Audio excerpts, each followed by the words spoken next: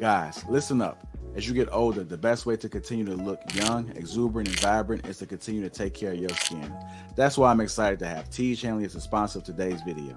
You heard me talk about them before, and you're going to continue to hear me talk about them because I believe in their products and the positive impact that they have on every man's life. TJ Hanley makes taking care of your skin so easy. They provide you with all the products you need and nothing that you don't. Every box comes with an instruction card that tells you when to use each product, how much to use, and in what order. Lapeef family, I must admit, skincare wasn't always something I always focused on, but since I started using this system, I've seen improvements in the way my skin looks and feels. And you don't have to take my word for it. They have over 5,000 5-star reviews on their website from satisfied customers from around the world. I recommend you start with the level 1 system, which comes with all the basics: a daily face wash, an exfoliating scrub, an AM moisturizer, and a PM moisturizer. In addition to amazing skin, members of TJ Hanley get tons of benefits, including at least 20% off retail price, the ability to customize your box, pause or cancel at any time, and free US shipping. And because TJ Hanley is sponsoring today's video, they're offering my viewers a great deal. Just click that first link in the description and you'll get 30% off the first box plus the free gift. Seriously, that's an amazing deal. Even though it's too early, as I often say, it's never too late. Click that link and get started today.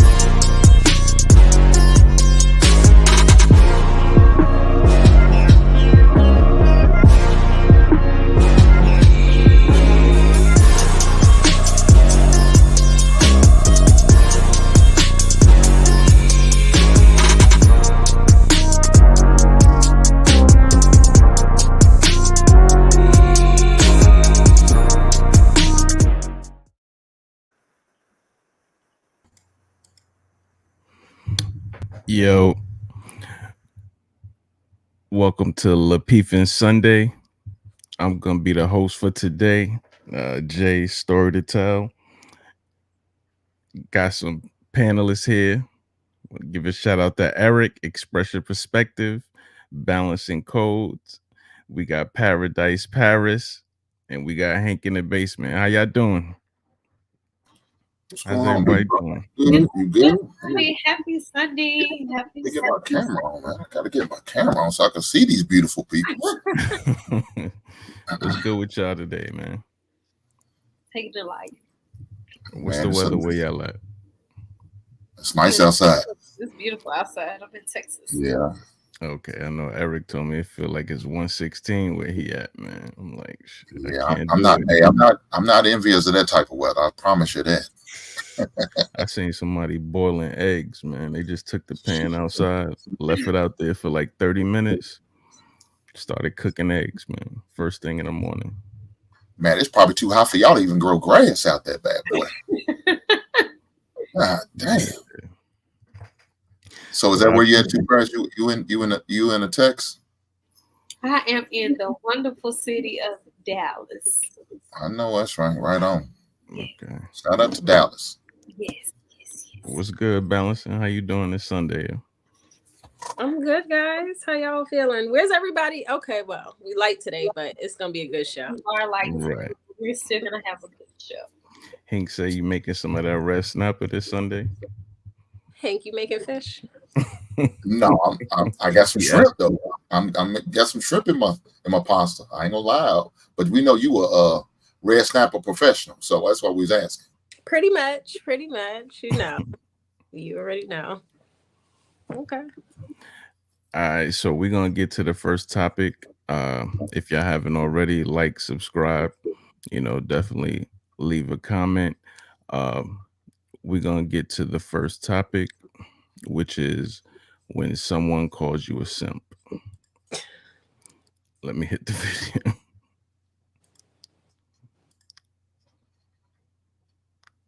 Don't worry about the simp talk and all that nonsense. That's nonsense. How can you even say that to a guy that's with his beautiful woman and like you're both building together, having a great. It's so irrelevant what anyone else thinks. Right. Yes. And I think that's what the problem is. People thinking about what other people think.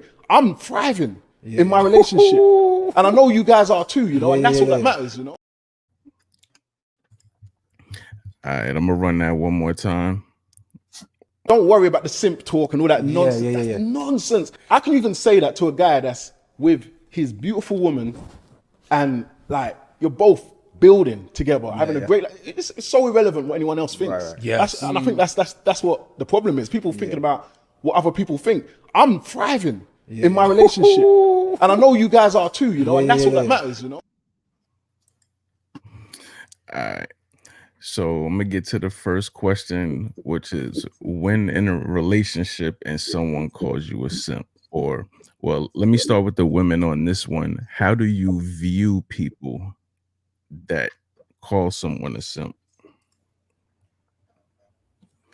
When you hear that word, what do you think of? Or how do you look at the people that use it to describe someone? Balancing, I'm gonna start with you. See, to be honest, I couldn't really hear the clip, but the question sounds a little strange to me because I don't really know what a simp is. Like I hear the term on the internet. I've never heard this term in real life, but I hear it on the internet, and I think the people that use the word, I got to know the context. I have to know what are you using the word for and why. It depends, because some people just say it. If you treat a woman with respect, they're like, you're a simp. It's like, what's wrong with you? Like, you have issues with your mother. Like, there's something wrong. So you have those people, and then you have the other people that are like a man that would just do anything for a woman, has no boundaries. He'll take disrespect and mistreatment for a woman, and then they'll say that's a simp. And then I'm like, okay, I can respect that. Okay, because you shouldn't just lay down and take anything from a woman just because she's a woman. So I agree with that. So it depends on who's saying it and why. But if a man is just being respectful to a woman and loving his woman, he's not a simp. Like, that's just strange. And those men got to work on themselves and go to therapy. That's how I feel about it. So in the real world, like you said, you only hear it online. In the real world, what would you call that term, or what would you describe? Like instead of saying simp, I Yeah, would say I like the word I use is a man's a pushover. He got no backbone. right, Like right. if That's you just let a woman just do anything, you got no backbone, and no woman wants a man like that.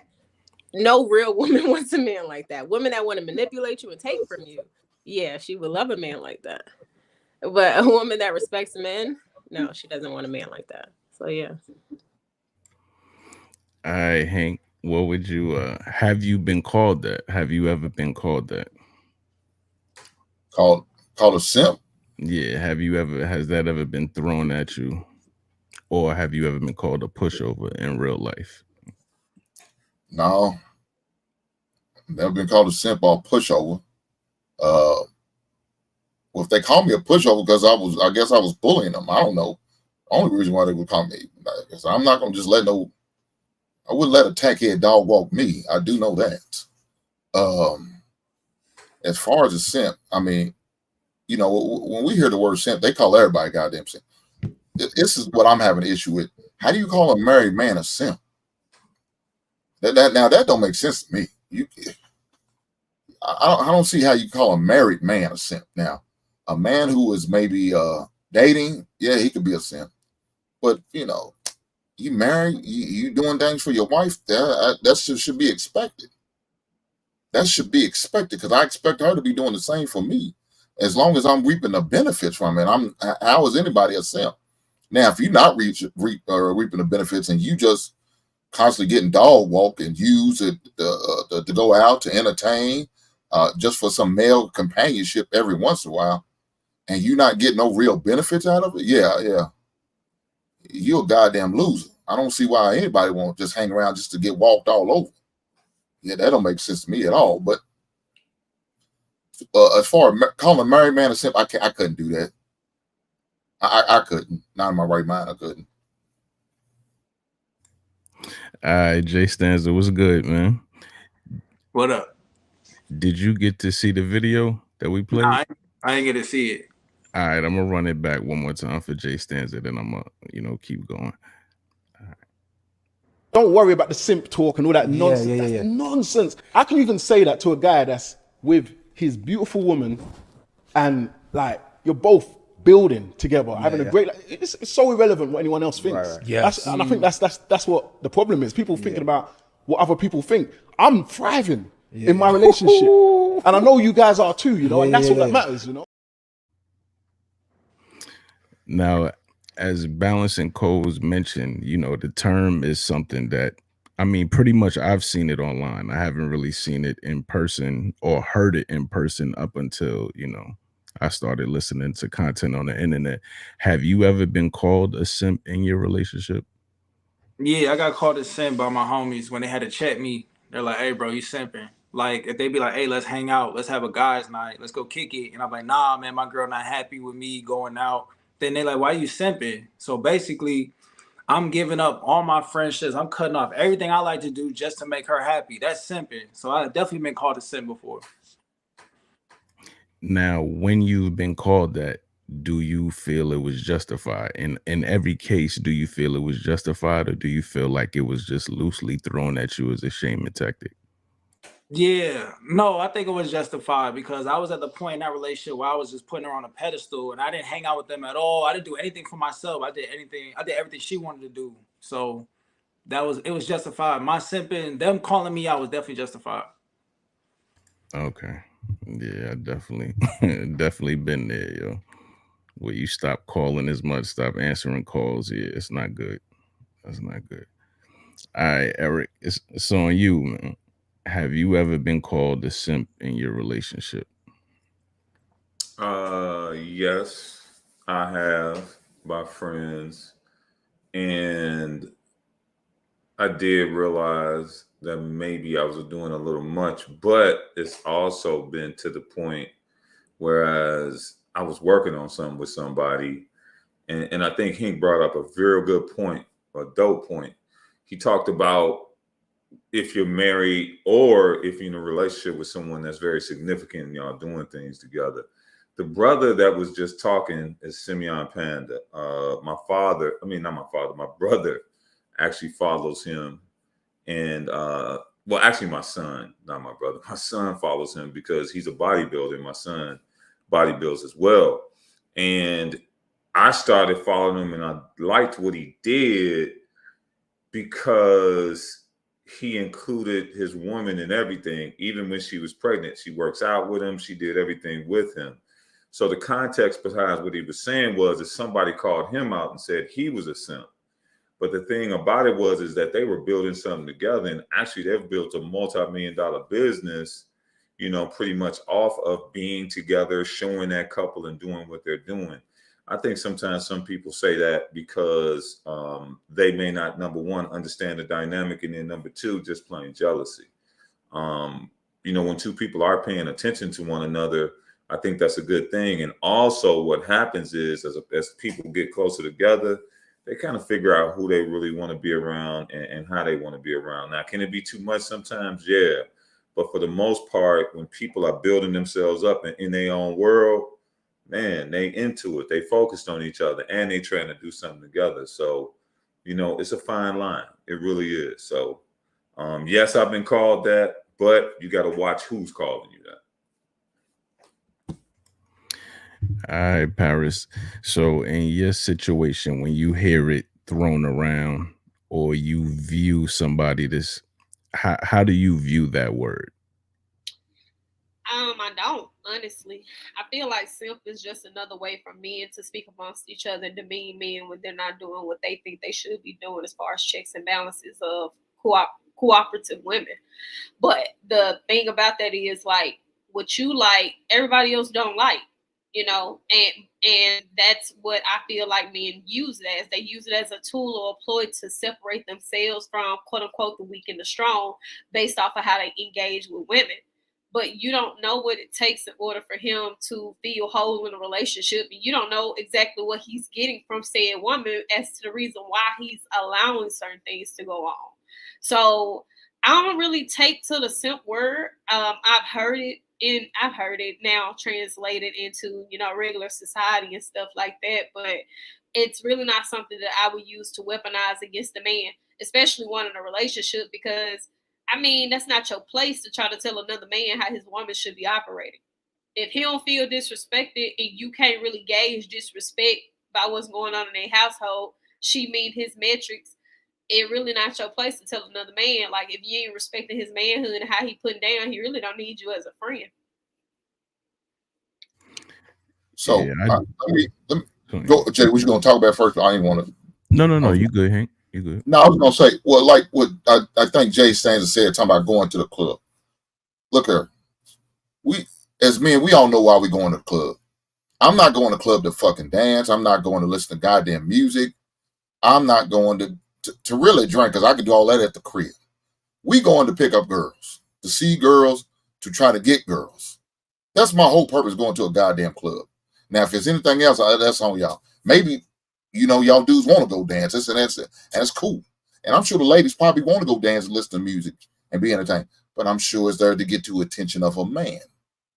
It's the big reason. So if your friend sit there and say, man, come on, let's go to the club. Dude, so you want me to leave what I've currently got to go look at some possibilities that may not pan out later on, but it's some possibilities. I can guarantee you go in there and get a shot of ass. I can pray and hope and cross my fingers and maybe I'm going to get something. And then I'll mess around and mess up what I got at home. But with these tankheads at the club, yeah, I'm good. You call me a simp all you want. Because, dudes, that's what y'all going there to do, to pick up girls. I'm going to go in there and I'm going to have a club with my girl. I'm going to turn the music on. We're going to rock out. We're going to sit down and drink and dance together. Fuck it. Call it a night. But look, if you talking about you really want to hang out with you, yeah, hey, man, y'all more than welcome to come over here. My girl, she in the back room. She chilling. We come here and watch TV, play some cards, you know, dominoes. I'm not into video games, but maybe they are. We can fire the PlayStation up or the Xbox. We can play Call of Duty or Madden. I don't know what y'all do now. Or 2K. We could do that here where I'm chilling. You know, go out on the deck, smoke a cigar, sipping on some Woodford Reserve. Yeah, I'm good. I don't need to go to the club to get girls. Mine's right there. Now y'all need it because y'all lonely. Y'all at home using that goddamn jergens every goddamn night. Not me.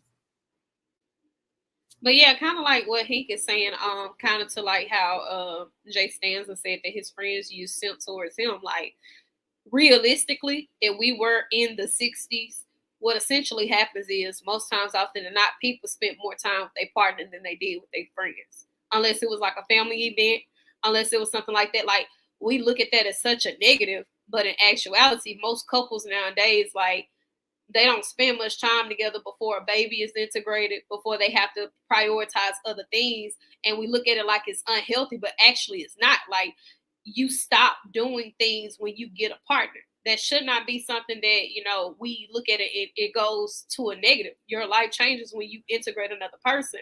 But I do think it should be a healthy balance of, hey, I didn't completely write y'all off. However, if your friends are not understanding, like, now I'm in a relationship, you know, now I'm dating with intention, I really think this could be something more.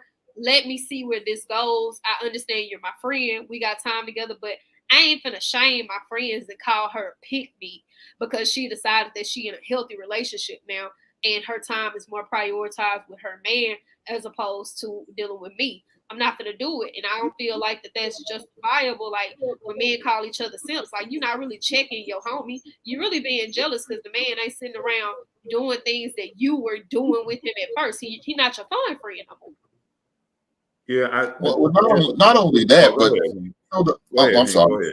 Not only that, but I promise you, soon as they get somebody, they're gonna ghost your ass. You won't see no goddamn more. All of a sudden, where Tony at? Oh, you know, Tony got a little girl. He happy now. We ain't seeing him like we used to. Goddamn, how come we gonna get on Jay Sanders? We're doing the same goddamn thing. But now Tony gone. This main one was calling me goddamn simp. But see, sometimes, you know, the other thing that happens too, and I think we all went through it before, if we're not doing it right now, what happens is if things go right between you and your woman, then what happens is y'all on the same thing. Like before on these shows on Sunday, we've talked about it. Balanced, I've heard you talk about it. Heard every woman on the stage talk about it. Like when you have a purpose, when y'all on purpose, it's like sometimes some things fall off. And sometimes, this is just me, when I've been around my boys and my friends, they wasn't on the same purposeful things that I was on. You know what I'm saying? Doesn't make them wrong, doesn't make them horrible, doesn't make them any of that. But if I'm starting to be around people that's on what I'm on, like even as far as business, as far as whatever I'm doing, then I'm going to tend to spend more time with them. Now, the A+++ good thing about that is this. If your woman or if your man is on that, then like a lot of things get cut off. A lot of people get cut off. I've even seen people like not be around their family as much. And the family gets pissed off because that happens. Now, it's not like you don't, I'm not saying you don't never call and you just forget your family forever. But sometimes when you're focusing on doing something, building something, making something happen, then the focus shifts, especially if you're with somebody that you're laying down with every night. So what Hank was saying is spot on. You know what I'm saying? Like, you're not trying to go out there and find nothing else. You're not trying to do nothing else right now. And like a lot of times, if your friends are single, they are. So they trying to draw you into their world, and they're trying to make your world look less desirable to you so that you can rock with them. So you got, like I said, you always got to watch who you're talking to and who's talking to you. But also in relationships, we got to admit there's also like a power dynamic that's going on while you're in a relationship. So there'll be times where your woman might be like, well, if you go hang out with them, well, don't even call me or blah, blah, blah. Now I got to go because now you trying me. Like, you trying my man. You trying to see where I'm staying in this relationship. You can manipulate me. You can control me. So that's why I'm like, all right, bet I'm finna go out now. Because it's we got to admit, there's a power dynamic going on when you're in relationships. So when your woman give you that ultimatum and you fold to what she say, you simping. Not necessarily. Let me tell you what you need to do. You need to have a conversation with your woman. Because if she's going to play them goddamn mind games with you like that, yeah, you need to cut her ass off. Because she's playing mind games. And you need to tell her, look, we not teenagers in high school no goddamn more. I'm a grown man. Don't come to me with these goddamn mind games you're trying to play. You want to play games? Go get your little boy in the playground. I'm a grown man. Treat me as such. Cause you know we all got the homeboys that your girl might not. They don't want you to hang out with them. You got your homies that she like. But I the don't thing like is, him. though, I don't like him. she has to understand, like, if I'm coming into your life and me and you together, I don't get to narrate anybody who's before me. That's your relationship with them. And if a woman coming into your life don't already understand and respect that, and she don't understand, like, you got your place, these are my friends for their reason, the same way you my woman for whatever reason. I made this decision. You don't get to make this decision for me. You're not here because you're their friend. You're here because you my woman. You owe them respect out the contingency of they my friend, and they owe you respect out the contingency of you my woman. It ain't no conversation about that. Off code is her not adhering to that. Hank was saying, the moment that she's challenging you, that's a sign of immaturity. You shouldn't have to feel like you got to flex or boast your ego for a woman who already on your same game plan, on your same thinking level. Like, you ain't got to do all it. Is she not going to make that difficult? She going to say, you know what? I know you've been spending a lot of time with me. Your friends want to see you. Go chill with your friends. I'll be here when you get back. Or this is going to give me an opportunity to do something else. As opposed to, well, you got to be around me, because at that point, you're right. It is controlling a power dynamic, but you shouldn't have that in the first place. That's very much so immature. You should have sat her down and told her, you know what? I understand we're in this relationship together, but we're not kids. I had a life before you, and I'm going to continuously have that life, but you're a part of it now. That don't mean you're not important. That just means that those people are important to me too. Right. I agree. And let me ask you a question. Jay Stanza, does she, when she did put up a fight about you going to hang out with your boys, what is she doing during that time? Does she have friends that she hangs out with, or does she have hobbies? Because if you're out and about and she's home waiting for you to be done with whatever you're doing, that's not going to be good. That's not going to be a good relationship, where she's sitting there like looking at the clock waiting for you to show back up. Each of y'all have to have your own individual getaways and lives away from each other. And then when y'all come back, you know what I'm saying? It's like you gave her a chance to, y'all gave each other a chance to miss each other. You know what I mean? Like, she can't be sitting there clocking your every move. So the question was, when you go out, is she just literally home clocking you?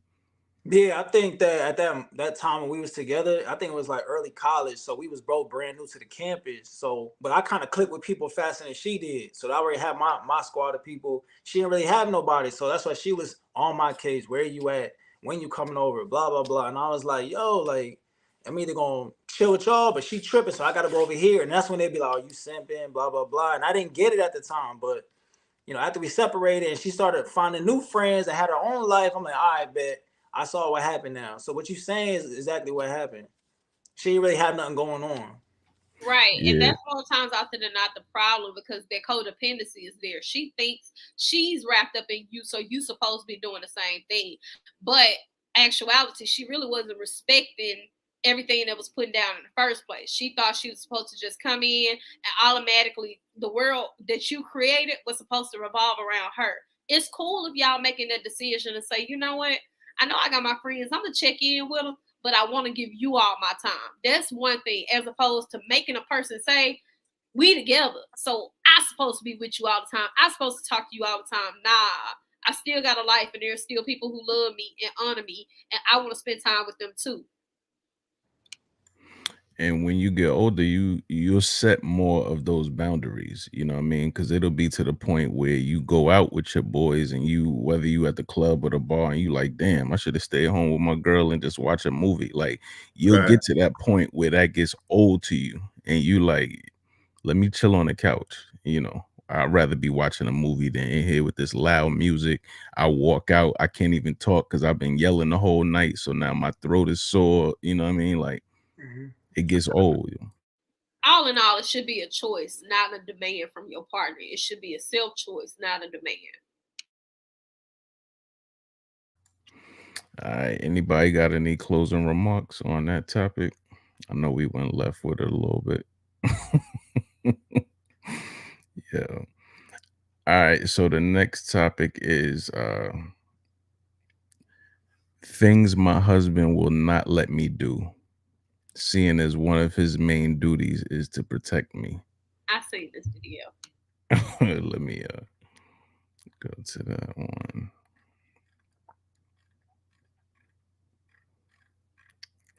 Hold on one sec.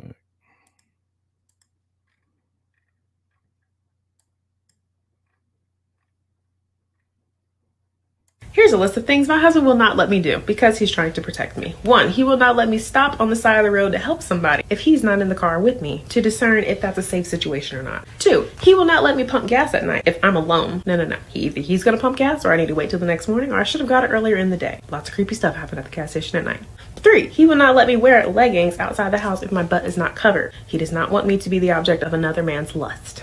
4, my husband will not let me work for somebody else. Now, I used to work for somebody else, but then he saw how the workplace was negatively affecting me, and then we had kids. He saw how beneficial it was to have the kids at home doing homeschool, learning at their own pace versus inside of a public school system, and the kids don't have to leave my sight so that they will not be abused or molested by a daycare worker or a soccer coach. 5, my husband will not let me spend too much time working on our business at home if it starts to take away from me taking care of the kids or me taking care of the home, because the kids and the home are way more important than any business ever could be. Does it sound like I'm in a controlling marriage? Nope. I am safe here. Please do not take me away from here. Thank you.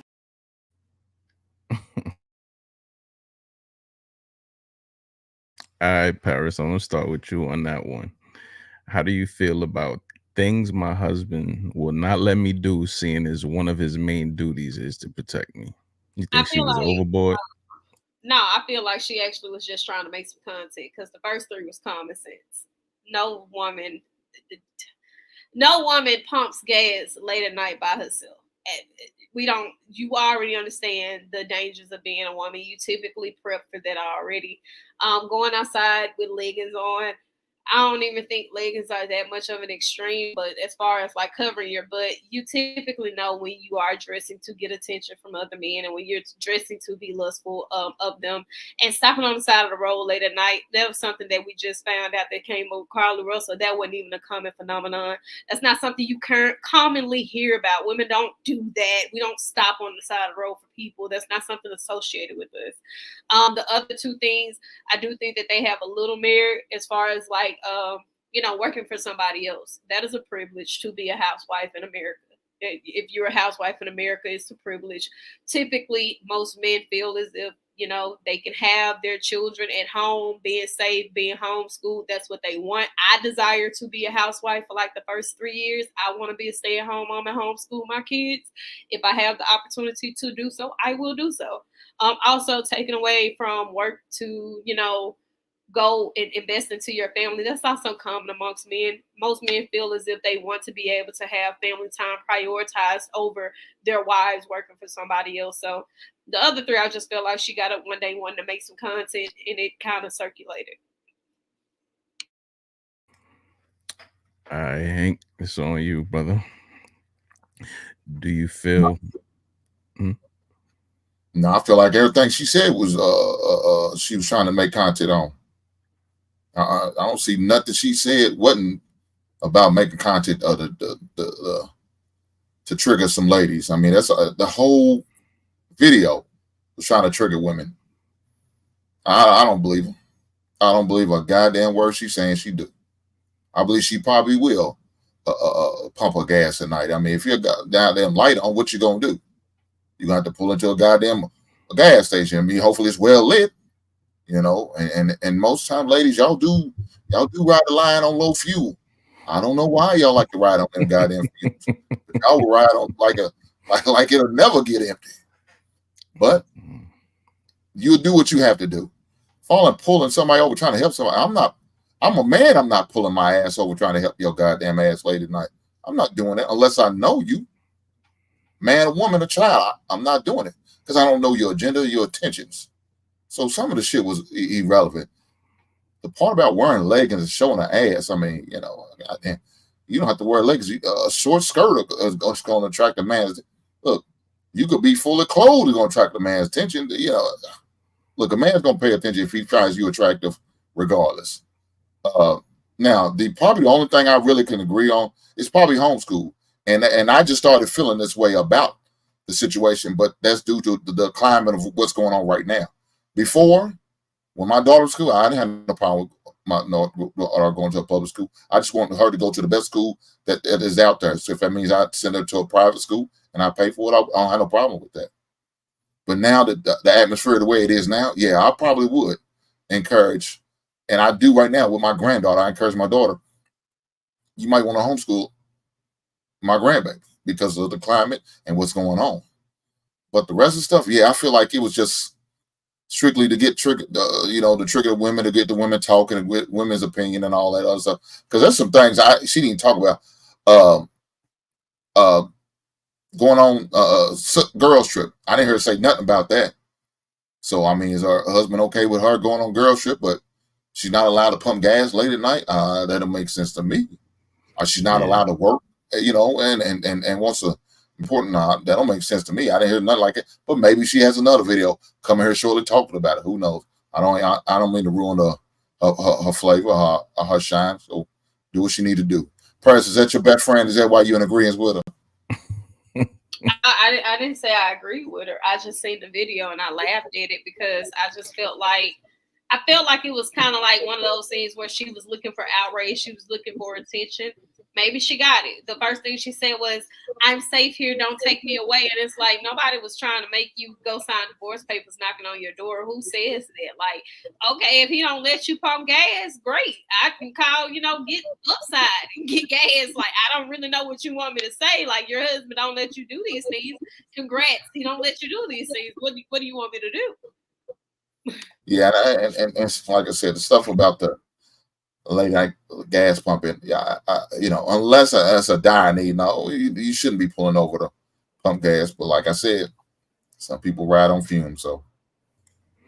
So real quick, let me ask you this question, Paris. What are 2 or 3 things that you would want your husband to do to make you feel protected, or your husband does do to make you feel protected, or significant other? Well, when we go out, he's always very much so like ensuring that I'm near him. I'm always somewhere near him. Like even if we were at a store or something like that, I'm in eyes view of him. Especially with me, I carry a purse all the time. Other things, I always, when I'm going out of town, I'm always on standby. Like he has to know my location. He has to know what's going on. Ensuring that everything's up to par with my car and stuff like that. And then, I would just say, I don't know. Like I can't really just go into too much detail about it because it's just some stuff that I just be feeling like should be common sense. I'm one of the women that I feel like you need to protect yourself before you start trying to play victim. Like I'm a gun carrier, and stuff like that. So it's like those things he's already kind of prepped me for. Like he kind of takes those things into consideration. So it's already kind of things set aside, but I don't necessarily have those type of thoughts and worries and stuff like that. But I also have a village of men. I'm really not one of them women who run around thinking, "Oh my gosh, somebody's gonna hurt me." So I don't really relate to that very much because the comfort of my safety is already there. So I don't necessarily have an afterthought about it. Gotcha. All right. Eric, same question I asked Paris. Kind of wanted to restructure the question a little bit. What are, I guess, like a few things that you have done or will do, to ensure the protection of your woman? Yeah. Or that you feel like a man should be doing? Excuse me. Right. I don't think anything she said was off, and I agree with the consensus of the room that was just for some content. But the other thing I want people to really realize and understand is this. You asked me what I think it should be, and I think everybody got their own flavor of what it should be. We need to really make sure that we understand that, because the first thing that a relationship needs to have is an understanding, right? All those things she said were very specific to me, to her lifestyle, what they're doing and what's going on, like the pumping of the gas and all that stuff. Some of that stuff is regular, but then I've also seen relationships whereas, maybe there aren't kids involved, because she never mentioned marriage, right? We're talking relationships, not just marriage. So there may be a point where somebody's out of town. You know, nowadays, man, people are traveling like crazy for work and whatever they're doing. So those things that she was talking about, hey, don't mess up my world. I kind of get what she's saying. Like I said, like don't come mess up my world, because like I think all of us on this panel have a certain way of thinking, and we're saying, hey, you kind of want to do that anyway. Like you hear Hink talk, you know, Hink could tell a joke here or there, but then when it get down to the nitty gritty, he doing things for his woman. He making sure his woman is straight. He making sure all those things that she needs is there. Paris just mentioned that her, you know, her significant other does the same for her. Jay, I know you on the same thing too. So it's like this panel is on that. But I think what she was saying is that there are literally people out there that's like, yo, pump that gas. You know what I'm saying? Like, you can do that. You know what I'm saying? Or it's like some of those things they wouldn't even do for her. Now, when it comes down to what I would do, like a lot of those things I agree with, right? But the thing that I need to make sure of is, and I've made this grave mistake before, and it sounds crazy, but sometimes you can overdo because you think you're doing everything that you think she should have, but then, you know, you really haven't even dug into it. And you have to be careful because it could turn into control, where you actually like controlling what she do, like guiding everything she do, and you just making the path for her. So sometimes you got to have that conversation to just know what's up. Now, I'm not saying that you can't be a gentleman. Be a gentleman. But then if you're going overboard, then that's cool, because some people can see what she said even about, you know, like, well, okay, you don't need to wear nothing too revealing. I get that piece. But then, okay, where does that bleed over into, hey, you can't wear that at all, or you can't do this at all?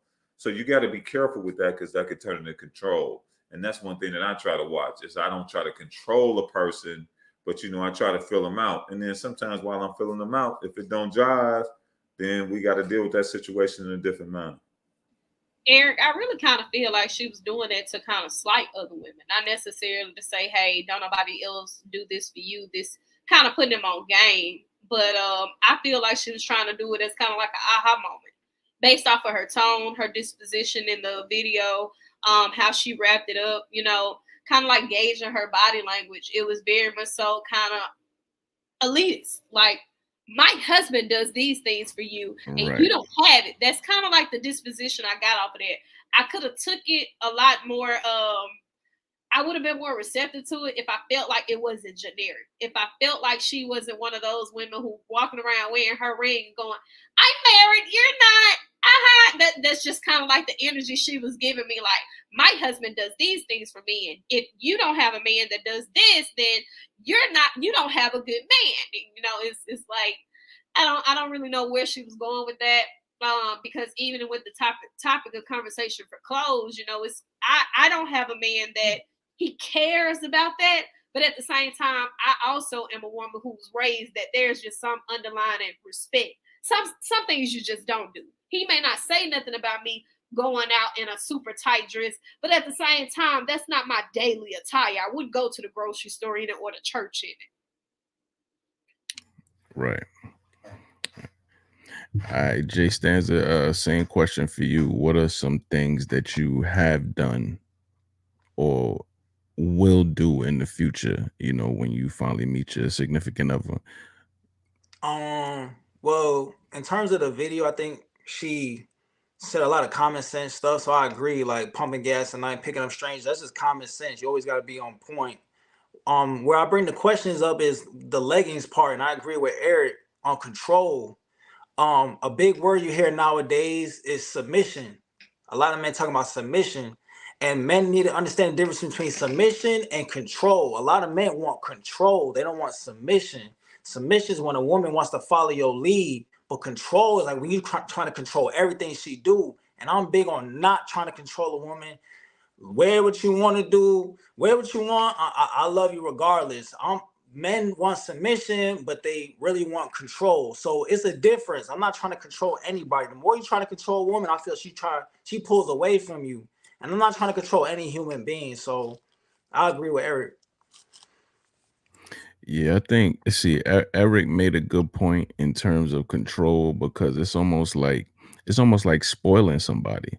You know, like you do so much for somebody that you start to spoil them and they start to expect it. These things that you were doing willingly and just, you know, as a comfort thing, you turn, next thing you know, they're expecting those things, you know, when they really should be like luxuries or bonuses.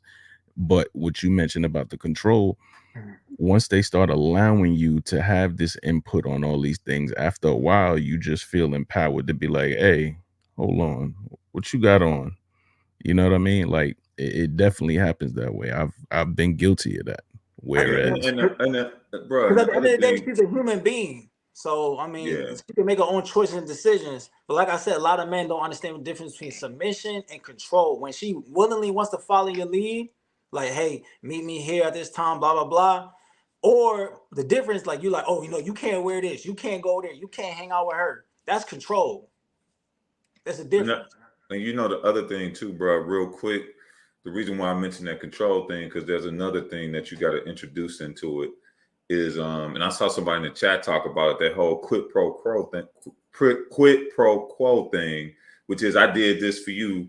Now what do I expect back from you too? You know what I'm saying? Like you really got to watch that. And in the video, she might not have said that as much, but I do see that in relationships.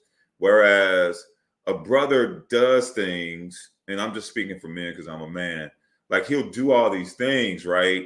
And then he'll expect the pat on the back. He'll expect somebody to lift him up and do all those things because maybe it's something going on with his self-esteem or whatever. And then, you know what I'm saying? A woman, certain women who are raised a certain way or have a certain standard about themselves, they think that, hey, this is supposed to rock like this. This is what you're supposed to do. This is what you do for a woman. And then when you do that and you're not shouting it from the rooftops or doing something like that young lady was doing, then the brother feels a little off.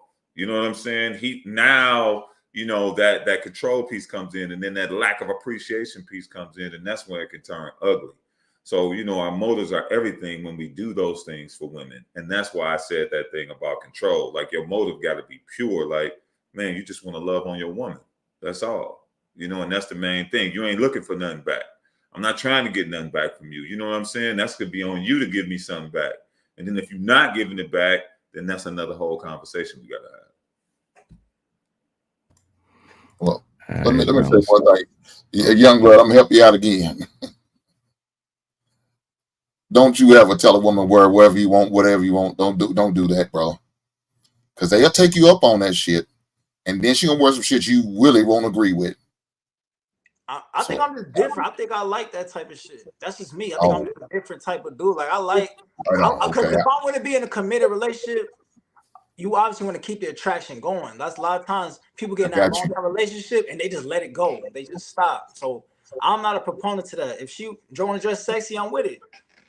Yeah, but that's basically go to the extreme. That's what I'm trying to tell you. When you put that message out there to her, she will take it to the extreme. Yeah. These ladies in 2023 will take that to the extreme. And then it's gonna be to the point where she's wearing up but bra and panties. You said you don't care. Oh no, then you're gonna feel some type of way. You think your boy's calling you a simp now?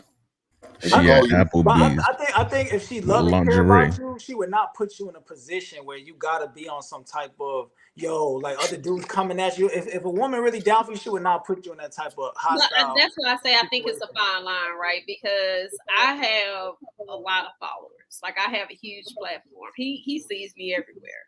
But even with me having that much of attention, most guys would be like, I don't know how he deal with her.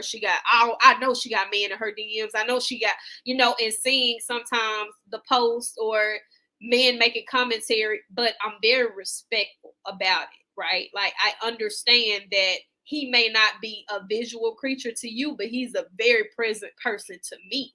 So therefore, I don't allow the idea of, oh, well, I'm finna go entertain this under post, or I'm finna go and make those men feel like it's okay. There is a fine line between you letting your woman feel like everything is okay that she does versus you saying, don't play with me. And I think I think you really have to be mindful of that, because what will happen is you will run into that woman where when your homie's over the house, you told her everything was cool. Now she walking around with her booty shorts on and her bra. and now it ain't so cool no more. Cause she walking around prancing in front of y'all, kicking it. Like, but let me ask Hank real quick. So let's say you dating a woman, she really curvy, and she wearing that sundress. You know the sundress. Is that cool with you or not? I don't have no problem as long as it's not revealing shit. I mean, the sundress be showing. Y'all know this about the sundress. Come on. Yeah, it shows that shape. It be showing that thing. It shows the color. That's all it's showing. But you got to use your imagination, right? Mm-hmm. That's what you have to do. And I'm okay with you using imagination. It's expected. Right. I promise you. Jay Sanders, I'm looking at your girl. Right. You know, but if she going to show her ass, I'm going to look. Now, I'm not going to press up on her. I'm not going to do anything to try to get at her. But I'm going to look. Now, you know, and it depends on the man and how he feels about that. You know, can you handle somebody just in there galling and staring at your girl like that? More like you probably can't. Most men can't. They probably won't let them. You know, people say, nah, I ain't got, until you see some dude just sitting there in a corner, looking on an ice cream cone, just looking at your girl, just thinking all type of things. No, nobody want that. So, you know, but these are certain conversations you need to have up front with your girl. These are the tough conversations you need to have. You know, baby, let me ask you a question. You see a girl, would you wear something like that? That's all you had to do. You ain't got to go in Pacific, going through a closet like that. Just throw it out there. Have the conversation from the get-up. And just to see where her mindset, that's going to let you know every goddamn thing. But to throw it out there and sit there and say, you can wear whatever you want. I don't care what you wear. Woo, to me, in 2023, that's a dangerous message you're putting out there. I'm just saying. I just think a lot of men, like, they think they're going to do something to stop other men from looking or hollering at their girl. That's impossible. No, you're not going to do that. Right. That's going to happen. A lot of men think that. A lot of men think it's impossible. If she's attractive, men are going to talk to her. That's going to happen. But what you try to do is try to do risk to make it obvious. You understand what I'm saying? I'm going to look, but it's not going to be obvious. You know what I'm saying? If I see something more revealing, of course, you know, it might go more than the 3-second rule, right? It might go about 5 to 10 seconds, depending on the situations. It could. And you don't want that. And then some people get as bold as going up and say something to your girl while you right there beside her, trying to get at her. Now you got a different situation you got to deal with. Right. You understand what I'm saying? Remember, in the video, she said she couldn't wear leggings. And I'm like, women wear leggings all the time. So, like, if your girl's curvy, it's going to show. That's true. You know what I'm saying? So it's going to show. If she curvy, it's going to show something. So as a man, you got to be secure in yourself. But yeah, I think that's a different situation though, because you literally see girls now, they're going to get the bathing suits, and that's what they're wearing as regular shirts to the club.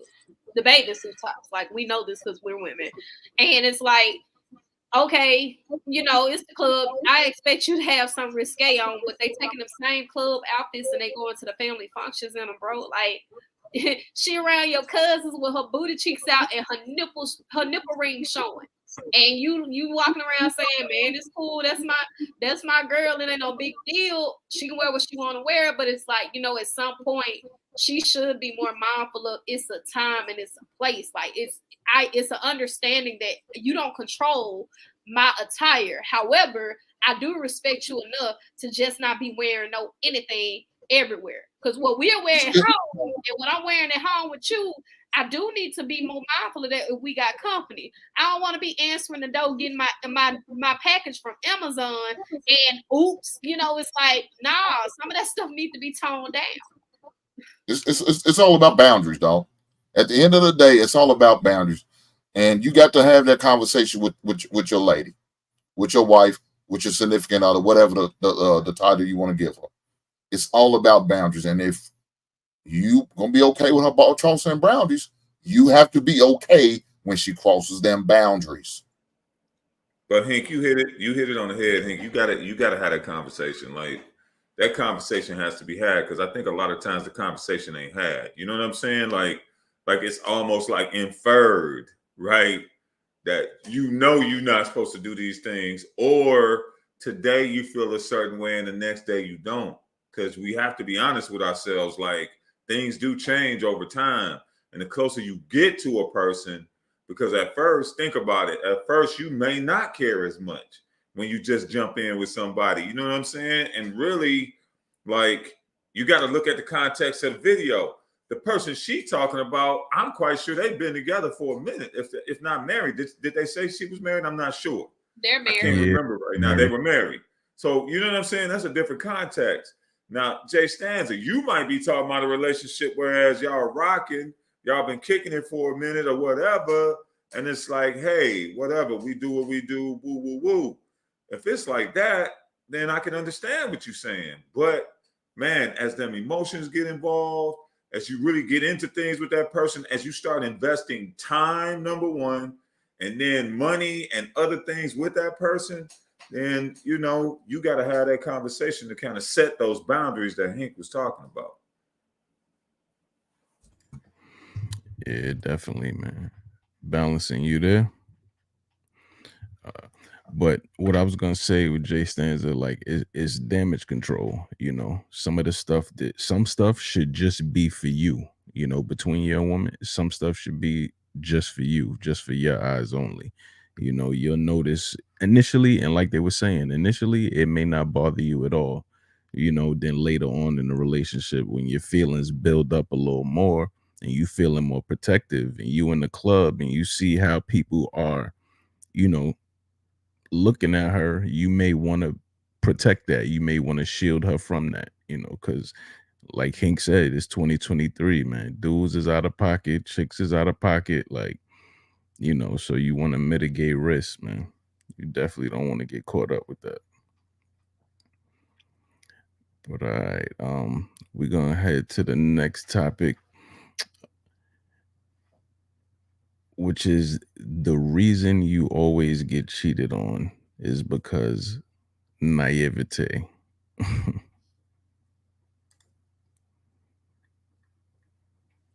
Somebody might have to define that for me because I have no idea what that means. Naive. Okay. Yeah, naivete. Is that how we would say it now? I mean, yeah. Damn. Goddamn 2023. Why do I always get cheated on? Why me? What am I doing wrong? There's one factor that makes all of these people that get cheated on that have in common, and that is naivety. They see the partner comes home late, they see the partner hides the phone, and instead of calling that behavior out, and instead of setting a boundary, they believe their partner's version of events immediately. This naivety leaves them prey to a cheat. Somebody who has a habit of cheating knows they can't get away with certain things with a girl that's a bit crazy or a guy that double checks everyone else. You've got to remember, cheaters are not looking to be emotionally and physically loyal to that person. So they don't pick the person they love the most. They pick the person who allows them to get away with the most. And they have the person they actually like on the side. All right. So the reason that you get cheated on is because you're naive. Balancing, let's go to you. Do you believe that being naive is the case on why people get cheated on? No. I mean, I understand what she's saying, but I don't really think it's because they're naive. I think most people know when they're being cheated on for the most part. I think they choose to deal with it. They choose to put up with it because of maybe low self-esteem. Maybe they don't think they could get somebody else, or they don't want to try to get somebody else. So they'll just put up with it. I don't think to say because they don't call it out, it's because they don't know. I think a lot of people know exactly what's going on, but they don't want to address it because they don't want to leave. They don't have the strength to leave. They don't have the finances to leave. There's a lot of reasons people stay with a partner that cheats on them. Mostly, I think it's because of low self-esteem, not really because they don't understand what's going on. So that's what I have to say about it. All right, Eric, do you believe that to be the case? You think being naive is the reason that people are cheated on the most? I agree with Balance. I think most people do know. And it's not even so much like some people go into all the spiritual sense of it and stuff like that, which that can be the case. But it's like, man, if you really with somebody, man, you know the differences. You just do. Like you can feel it. It's just like, you know, certain things are gonna be off. Certain things ain't gonna be right. Communication is off. All those kinds of things. So, you know, being naive leans towards not knowing, right?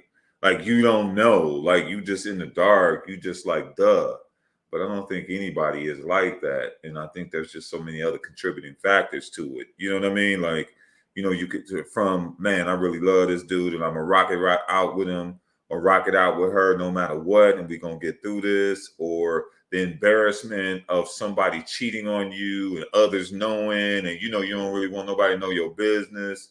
I mean, it's all kinds of stuff that goes with that. And I think that when anyone does that, man or woman, you know, a lot of it deals with them, you know, how they see themselves, what they think they're worth, what's going on with that. And again, some people just really don't want to disturb what they consider is a happy household or what they consider a great relationship. So I'm not going to blow it up because, you know, they stepped out these couple times that I feel they stepped out. And like I said, some people won't even talk about it. So I don't think that they're naive. I think people know, but they just don't want to like step out on that shaky ground to deal with that situation. It's crazy because I think naive is probably the least possible reason, you know, in actuality. Like, it's too much information out here. We have, you know, our phones have too much information. You pinging people's whereabouts. Everybody's posting everything. So, like I said, everybody knows everything, even if they don't want to admit to it, or maybe they're waiting until, you know, they don't want it to be found out. Like, as long as I'm the only person that know, I'm fine. But once other people know, then I gotta act like, you know, it's affecting me. But being naive, I don't see that. I think that's something old school, like the 60s and 70s, where, you know, you just tell them anything they want to hear. But all right, Jay Stanza, what's your thoughts on it? I agree. I think a lot of people know they getting cheated on. In 2023, it's very hard to get away with cheating. Like, you're gonna leave a digital footprint somewhere. You're gonna mess up. You're gonna slip up. But a lot of people want to ignore it. Another reason I think is because people pick partners nowadays based on their eyes, and they don't get to know that person. You picking based off physical appearance, but that person showed you their red flags a long time ago, and you thought it was gonna be a better outcome with them dating you. No, you knew he wasn't shit. You still picked him, and then you wonder why you got cheated on. He already showed you what he was about. Or you met him on a dating app on Tinder, and you thought it was gonna become something. You know Tinder ain't for that. You met him in the club, you thought y'all was gonna get married. That's not where it's at. So people pick the wrong people. They pick people based on how they look nowadays, or they try to ignore red flags, and they think there's gonna be a different outcome with them. When that person already showed you they wasn't shit from the get-go, you still chose to pursue a relationship with that person. That's why you keep getting cheated on. That's a fact. Paris, what do you think is, well, let me ask you this. The question as is, and also, what do you think is the main reason people get cheated on? Naivety is described as lacking of knowledge, wisdom, or judgment. You can have, lacking knowledge, experience, or judgment, not wisdom. Lacking knowledge or judgment and experience. You can have knowledge of something without you getting the experience. And today we know, like, it's literally a whole side of TikTok that talks about cheating husbands and cheating wives. All you got to do is just keep scrolling. You'll get there. And somebody else's experience could be your knowledge. And, you know, even down to people's personal proximity. You can watch somebody go through it and deal with it and talk about it and pick up those, little bad habits that people have. All in all, I don't think that video was accurate. I understand her point. I don't think it was accurate. I believe people get cheated on because they tend to get complacent with their partners. And there becomes a void that needs to be filled. Regardless if their partner helped contribute to it or not. That's why I believe people get cheated on. There was some form of complacency, because initially when any relationship starts, most times people started going in wholeheartedly. They started going in, I'm gonna be with you. Because what other reason would they have?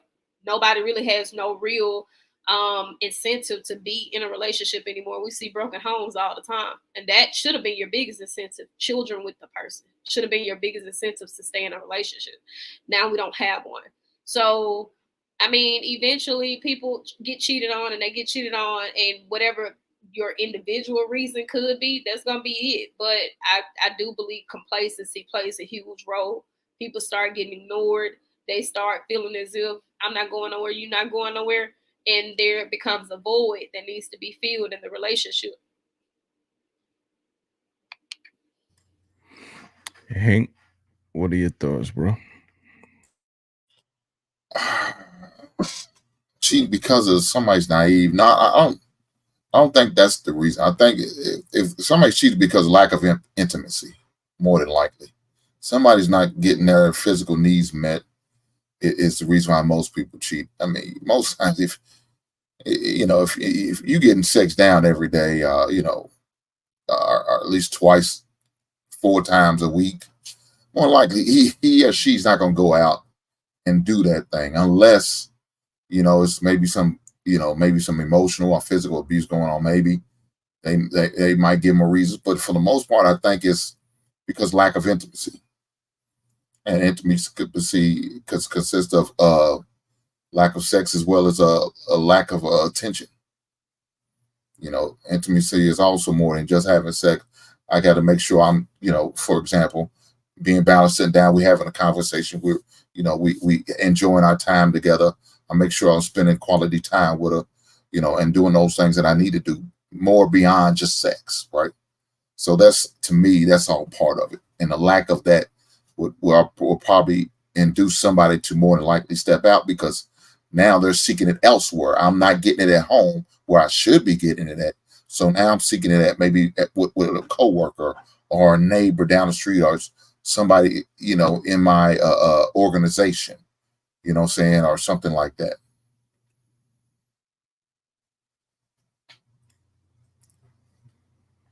I'm trying to think what so you think that's the primary reason that people are cheated on, strictly for intimacy issues? Yeah, lack of intimacy. Yes, sir. Lack of intimacy. Like at some point it cuts off or slim to none.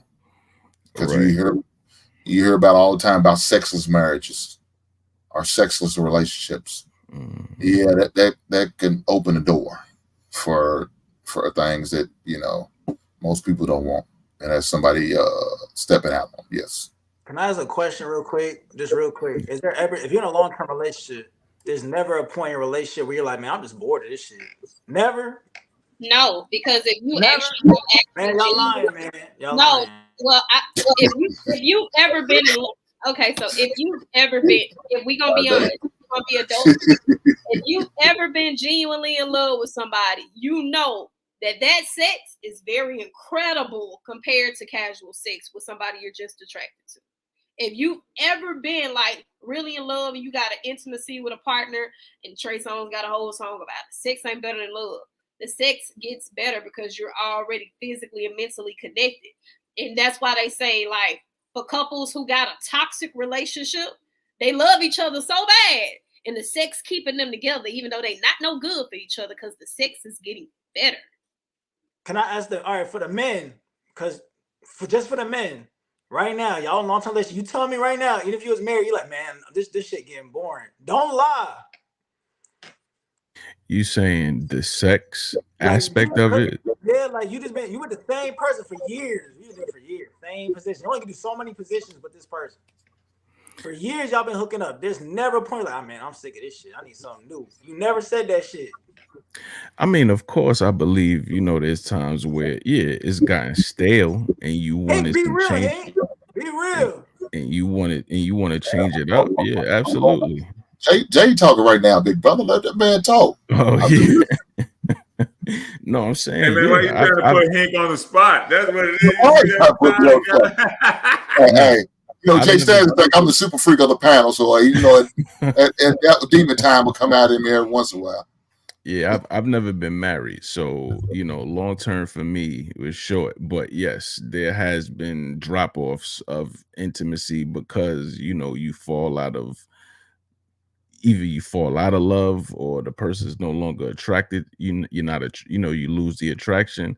But, if you have to find a way back, I've had situations where I've lost the attraction and then we've shook some stuff up and got it right back, and just straight blew my mind. I'm like, damn, it's a whole new person. So, I mean, you experiment with some stuff, within your boundaries, and you figure a way, whether you got to break in the house, you know what I'm saying, with a mask on and see what's good. But, Yeah, but you know what, Jay, real quick, and Hank, I'm gonna let you roll after this because he asked the fellas. But I'm gonna tell you something. Like, that's the beauty of long-term relationships, bro. Like, you got to understand that it's dynamic. It's not something that stays the same all the time. Like, when you first meet somebody, say you meet them on the street, in the grocery store, whatever, body banging, you banging, everything straight. You got money, they got money, everything straight. And y'all hook up and everything good for about 5 years. And then boom, the recession happens. You lose your gig, right? She done had about 3 kids during that time. Look, man, pressure and things like that affect relationships, and then pressure is affecting that relationship. Going back to what Paris said, it's going to affect what's going on in that bedroom all day, every day. And you going to get tired. You're absolutely right. But then now other stuff, right, that's a little more important. Like, man, I really care about this person. Because this is one thing you got to take with you. Hey, man, I don't care who you with. You may love a person, but you ain't always going to like them. I'm going to say it again. You may love a person, but you ain't always going to like them. Sometimes you're going to be like, man, you getting on my nerves. You got to go over there for a minute. Now, that don't mean you got to go over there forever or get out. But that means that, hey, I need some space. I need some room. And again, I think that the thread that's been going throughout this whole conversation, which is dope, is that's where that communication piece comes in, because now the cheating comes in because now assumptions happen. Like you just said what you said, I'm getting tired of this. And the main thing you just said, everybody heard it. Man, I need something new.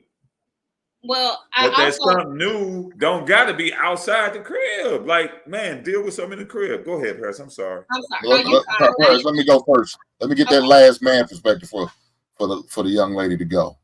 So, Jason, I know you want to hear my answer.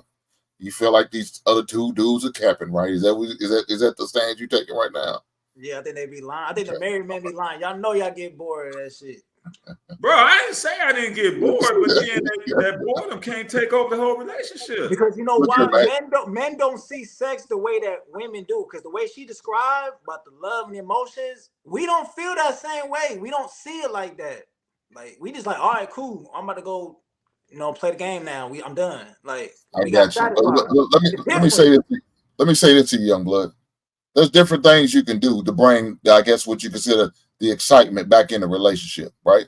So, if we gonna get bored, we gonna go to the adult novelty store, and we gonna get some toys. She gonna get some outfits that's gonna bring a different perspective. Her name is gonna be such and such now. See, I'm the type. I'm gonna violate my lady. I'm violating her. See, y'all thinking the nice way. Oh, I can't do this with my woman. Hey, Hank, I didn't hear what you said. What's that word you use? Can you say I'm gonna violate my woman with that same flavor? Can you say that? Man, I'm a violator. Look, I told you I'm gonna bring natural honey and sprinkles to the situation. So y'all dudes who talking about I don't eat ass. Hank eats ass. My lady's upstairs right now. She say, Hank, you need to cut the show short. I need my ass ate. I'm right there, eating booty. But see, that's bringing something different to the game. So it's not going to get bored like that because I'm willing to do certain things. Now, I'm not going to bring a third man or third woman in a relationship. We're not doing it because Hank's a hog about his. I'm not sharing mine for shit. But I'm going to act like my name is Tony instead of Hank. And we're going to meet at the hotel like we don't know each other. And then we're going to get on up out. I'll meet you at the crib, baby. We was just role playing. But it's all good. Let's go home and do what we need to do. You understand what I'm saying? Make it exciting. Look here, man. There's nothing wrong with slapping your woman in the ass at the grocery store while she's down the produce aisle. You know what I'm saying? There's nothing wrong. Do little things like that that's going to keep it exciting. Do little things, man, to make her feel sexy, to make her feel appreciated. Baby, just going to wear a red dress, that nice dress, and we ain't going no goddamn where. But I just want to see you in it, and I just want to undress you slow and easy. You know, and a lot of you kind of young cats, y'all don't believe you listen to music no more when y'all make love. Y'all don't know what y'all doing now. See, I still throw the music on. I ain't got no problem. I'm throwing out the disco light, baby. You understand what I'm saying? Bring something different to the radio so it won't get bored. And when you notice starting to get a little stale, then flip it. Do something different. Change the game up just a little bit. And it'll bring it all the way back. I promise you, you'll be fine. I wanted to go back to what Eric was saying, and I know I'm not a man. I'm not going to speak as opposed to the men. So what I will say is, make no mistake, Jay Stanza, we all get bored, including women. I know y'all don't want to hear that shit. We get bored too. When you typically having sex with the same person, y'all have a routine. You know what you're doing when you're going in there. You know that person's body. But what they're speaking to that needs to always stay in place is foreplay and intimacy. Intimacy ain't simply you touching on me. It could be words. And intimacy don't have to start when we're around each other. I remember one day he started talking me through it literally early that morning. And I clocked out early because I knew what time it was. And I'm talking about this is 7 o'clock in the morning. He done got up getting ready for work, and it's literally on all throughout that day. So by the time I even clocked out, which I knew I was getting off early, my mind, I was already relaxed. I was ready for him. And that happens even when we're having arguments. I make it my business because I'm open. Like Hink said, ain't nothing off limits. You know, but I make it my business to tell him, even when I'm upset, I'm not denying you sex. That's the one thing that we have to have. If we lack of communication and we ain't spending no money, we got to have that. That has to be here. Other women not going to do that. I'm going to do that because I understand your sexual needs ain't like mine. I don't deny him my body. Like he said, he going to violate, and I'm going to make sure he get to violate. But make no mistake, yes, we get bored. Sometimes you got to send a little video. You want to try this? Sometimes you got to go online and go like, you know what, I'm going to order this. I'm going to see what that reaction is going to be. I did something real different. I ordered a pair of panties with his name on them. He was real happy to see them. So, you know, it's like sometimes we get bored, but the idea of you building an intimate connection with a person, you're definitely going to take care of their body way better than that person you're just trying to hit leaving out the club. You're definitely going to be more in tune with them. You're definitely going to have a better session with them because you have a better comfortability with them. It's not necessarily saying we don't get bored or we want something different or anything like that. We can create different, and we can do that with each other as creating a fantasy. That's true. Look, real talk. Real quick though. The other thing too, man, is this. Let's go back to the video. If you rocking like what Hink and Paris just said, there's no way you can be naive. There's absolutely no way you could be naive, because if Hink putting it down the way if you putting it down the way Hink just said, and your woman ordering stuff specially for you, and like you walking in the door, she dusting you off, and you know what I'm saying? And all these things happening, there's absolutely no way that you could be naive, because it's easy for you to be a little bit off and be like, man, I just smacked her on the ass and she ain't react the same way. You know what I'm saying? Or man, I just touched that thing. You get what I'm saying? So that goes all the way back to the video. There's no way you could be naive, because now that eyebrow gonna go up and you're gonna be like, yo, what's up? So just had to bring that up too. I'm sorry I cut somebody off. Somebody was about to say something. Jay, were you about to say something? You good. But you have to identify also why you're bored. You know, is it the lack of variety, or is it something else going on? Because I know with me personally, you know, I've felt that way over finances. You know, I've been in a relationship where, you know, it was just continuous. I felt like I was just digging this person out of continuous holes to the point where like I had this resentment toward them, like where I felt like every time they called me, it was going to be an emergency or something I had to correct or take care of. You know what I'm saying? So from a sexual aspect, I was kind of turned off. You know what I mean? And that lost it. So it wasn't so much variety. because everything they said is correct, man. There's tons of variety out there. You get on YouTube, you go to the store, you know what I'm saying? Grab her up some panties with the remote control. Y'all go to the club or to a public spot and you just hit that button, you know what I mean? And she like, oh, you know what I mean? Like, it's out there, man.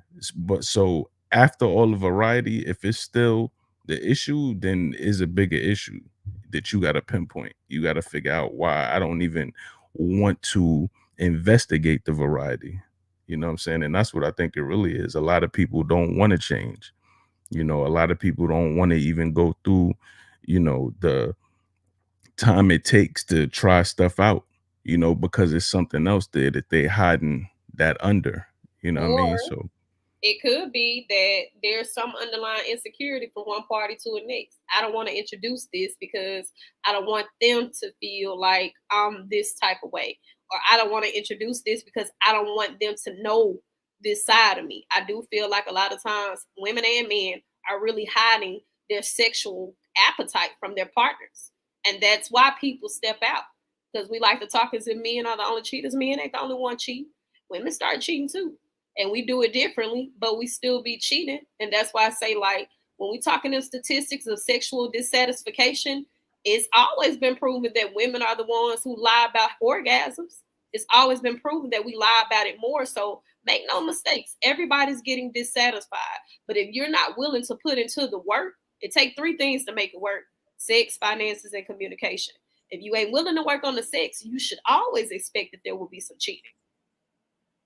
Hey, Jay, real quick, though, what you think about everything that was just said? Because you was adamant about what you said a minute ago. What you thinking right now, bro? You didn't heard everybody take. So no, where you at with it? I agree. I mean, I like everything everybody said. I'm just on the mindset. Well, I know everybody's situation different on the panel. With my mindset, I believe men naturally just non-monogamous. So by culture, we're forced to be monogamous because that's what's acceptable to society. But I don't think it's natural for a man to just be with one woman the rest of his entire life. It's just unnatural. That's just my opinion. And I'll all the way back to the biblical days where then King Solomon, the wisest man, had like 700 wives. So I'm like, where does monogamy thing come from? Because naturally, I think men are naturally hunters. Men are naturally non-monogamous because society and culture, now we got to do monogamy, which that's why I think it's a problem. That's why the cheating be happening. So that's why I asked y'all, do y'all ever get bored? And the reason why is even with all the nuances and the spicing it up, it's just ain't nothing like going out there and finding something new. And we can deny it, but when you find something new and it's fire, you're like, yo, it's like, it's just as a man, that hunt, it's just inside you, it's the instinct. But that's what I think. So you saying that for you, I ain't trying to put you out there because I don't even know your situation. So maybe I shouldn't even ask this question. But for you saying, yo, after a while, it's like, it's got to be somebody else. Look, we all talked about it had to be something else added, right? Something else, whether it's a problem with finances, whether we do something different in the bedroom, whether we, hit a hole there is, whatever it is. We're saying something, but you're saying somebody. It's got to be somebody else, not something else. Is that what you're saying? No, I'm thinking in general. I think people just get tired of the situation, and I'm glad Paris said that women too, because it's true. But women don't want to talk about it because obviously there's a double standard. But sometimes women get bored too. They want something else too. But that's the reality of the situation. Well, that's why I think there's the disconnect, right? Because we're talking. You specifically asked, do we get tired of having sex with the same person? And we're admitting we get tired, but we find a solution because we are attached to that person. We care about that person. We want to better help fix and make that connection stay strong because we do enjoy the sex. We're just tired of the same rigmarole. We have a routine. The difference in what we're saying versus what you're saying is you're already looking for some other temptation. We're not looking. We're trying to find a solution to whatever the issue is. We know if we see, hey, he not responding to me the same way. Why he not touching my body? Like, what's going on? We're gonna ask questions. We're going to try to figure it out. Like Eric mentioned, your woman walk in the house, he hit her butt. She ain't make the same reactions. Wait a minute now. Come back here. What's that about? You know, we're going to say something. We're not, the first step is not looking for another person. Whereas other people, they cower out. They go and look for the other person because they think, this straight, I know it's going to be there. Complacency again, right? That complacency, like she do this. But instead of me going to go address what she do and try to get her to do something else, let me just go find something new because I know something new going to be fire anyways. Even if it don't fix the issue, it's still something new. We don't look at it that way. Well, okay, just for the men, I was going to ask men, because we know, like I said, men and women look at sex different. As for a man, you don't think there's no way for the men on the panel for you to love your wife? Let's say you slept with another woman. You know damn well you're still going to love your wife regardless, because men don't have to even like a woman to sleep with her, to be honest. I mean, if you have that understanding, you know, if that's something that you work out in your relationship, then that's what you do. You know what I mean? If you feel that that's going to be an issue for you, then you need to, you know, don't tell her that, oh, this is a one-on-one thing and then you out there doing something else. You know what I mean? Because that could get ugly. But if you feel you a high sex drive person, you need variety by other people, then, you know, you need to lead with that, or you need to figure out a way for your circumstances to be able to accommodate that lifestyle. But if you're going to be telling this person, yeah, this is all about us, it's a one-on-one thing, and then you out there doing all of that, then, you know, you kind of get what comes to you, you know, and there's a lot of messiness with that. So I agree with you. I agree with you. And the communication is definitely vital, but this is a discussion we need to start having in 2023 because people still got the same mindset from the damn 90s. That damn Boys to Men shit. It's different. It's a whole different game out here now. And so we got to understand, we got to start having these conversations like, is the monogamy the answer nowadays? Is marriage going to be around by 2030? It's a whole different thing now. So we got to start having these real conversations about, hey, this is what's the reality of the situation, because it sounds good to the public, but behind closed doors, it's a whole different thing. So we got to start being upfront about this. So let me ask you this, though. What if you start dating a woman, but she expects you to be married, and she's about monogamy? She's not about bringing a third party, a fourth party, and nobody else in the situation. How you going to handle that? She fits everything you're looking for in a woman, but she had her expectations for marriage. Are you going to be able to live up to that challenge? Are you going to be able to live up to the expectations she's asking for, where you could be monogamous? Are you going to be willing to do it? Are you going to still take the same mindset? Man, I don't believe in monogamy. I don't believe in marriage. I'm not going to do it. And you're going to let this woman pass? No, and that's a great question, but this is why we got to start having these conversations, and men need to start being honest with themselves. You got to be real with yourself as a man. Can you handle the expectations that come with marriage? Can you handle the expectations that come with being a husband? Can you handle that? Men need to start evaluating themselves, because it's not just, okay, I'm this age, I got to do it now. I got this much money, it's time for me to settle down. You really got to dig deep in yourself and not just get married because society told you it's time to get married. That's why there's so many divorces. Most men ain't ready for that. They're not ready. It's not even about age. You as a man is not ready for the expectation, the role that come with marriage and being a husband. You're not ready. Majority of men in 2023 is not prepared. I say about good 80%. They think they're ready, but they not. All right. Before I get to the next topic, I'm gonna pull up some of these super chats. All right, we have Fareed Majab, $5 super chat. 23 years of recorded history, and we men acting like we just discovered women last month. I am done. Count me out. We got Big Ant with the $10 super chat. Hink just nasty. Guess they're referring to the sprinkles, yo. Every man loves sprinkles.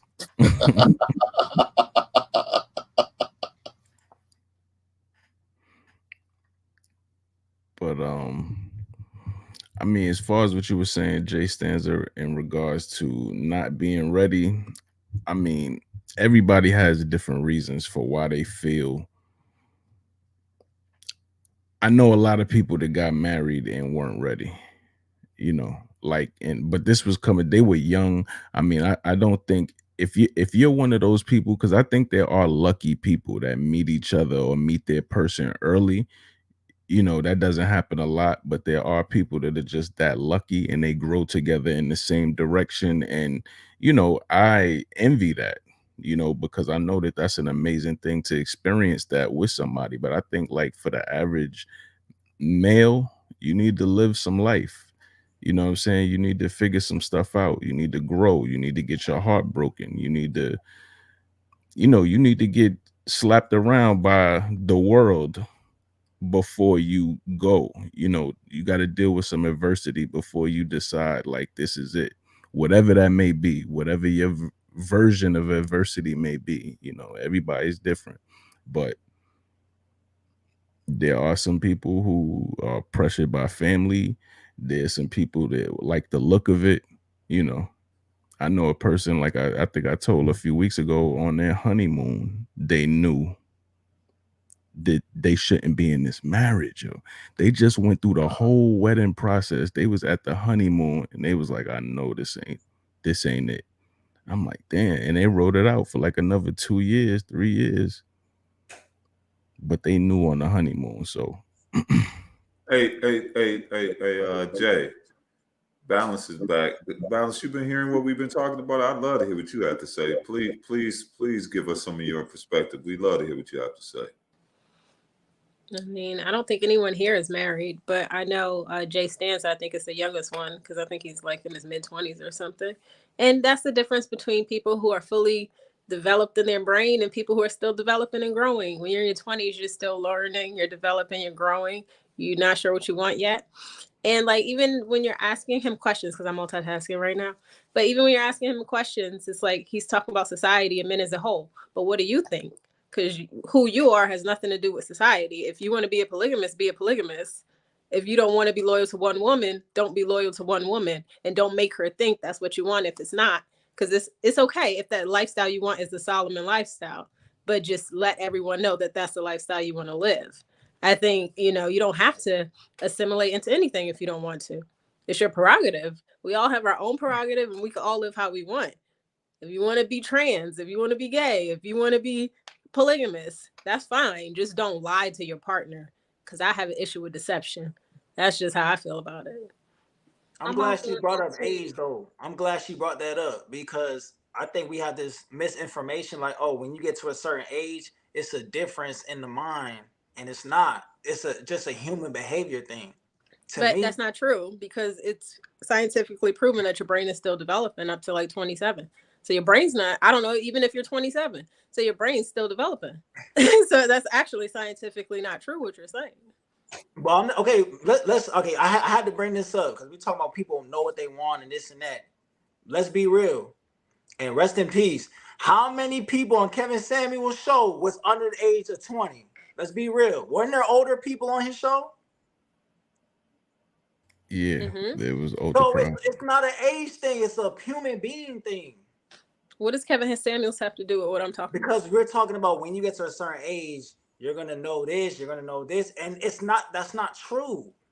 We're going off what society is telling us is what to do. Like, this is the correct way, which we don't. We're a man made this way. A man wrote down, this is how I want it to go.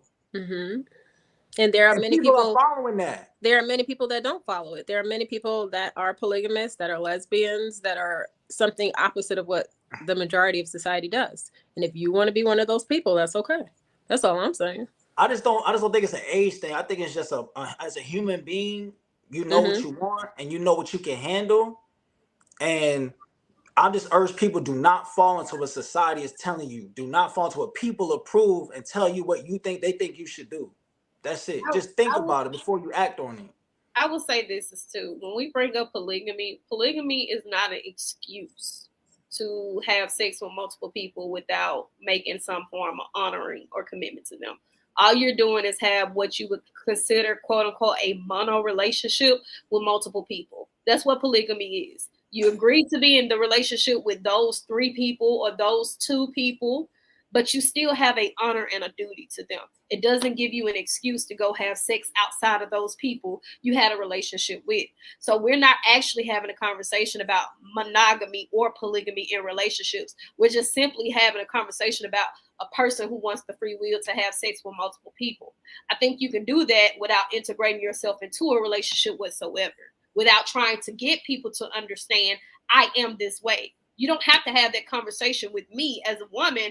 If you're saying, hey, I like to have sex with multiple women, you never have to be with me. You can put that on the table. Either I pick it up or I leave it alone. That's all it is. But we have no incentives for us to be together anymore. The same way you can say I can get multiple women to do all those things that you say you can do for me as one woman, it's the same way I can say I can have a baby by you and still get a whole nother man to come take care of me, whether you believe it or not. The incentive is not there. So you can literally go and have whatever type of sex you want, however much sex you want, with whatever woman you're attracted to, and never have to explain yourself to nobody. But you don't need to weaponize monogamous or polygamous relationships to do that thing. Right. It's definitely out here, depending on if you want to just live a free lifestyle, where you're not committed to anybody. It's possible. If you want to be in a committed relationship with a person and y'all exercising, y'all options together, you could do that. Like, it's out here, and like they said, with no judgment, you can do that. But what happens as a man when you say, let's be real, when you say, I don't want to be monogamous, I'm not ready to be in a relationship, what happens? The shaming comes in. You need to grow up. You need to man up. Y'all don't be hearing that? You could go to a website right now and find somebody that's looking for exactly what you're looking for. The only thing is you have to know what you're looking for. If that's what you said you want, there's literally a website where there's somebody waiting on there for Jay Stanza right now and what he wants to do in life. Oh, you want to be together and we go out here and find women together? Boom, I'm here. It's here. You know what I mean? Like, I be watching some of these shows. Yo, I seen this chick that got flown out to this husband and wife. Yo, she's a part of their family now. Yo, you know what I'm saying? They vegans. Yo, go find you a vegan. Yo, these vegans is freaky out here, bro. You know what I'm saying? That lotion you down, some incense. Hey, Hank, is that why you a meat eater, Hank? Yo, these vegans is different. No comment. I'm just tired of men getting shamed. Like, I get a lot of pressure from people around me talking about, oh, when you gonna get married? When you gonna do this? I'm like, I'm not ready for none of that.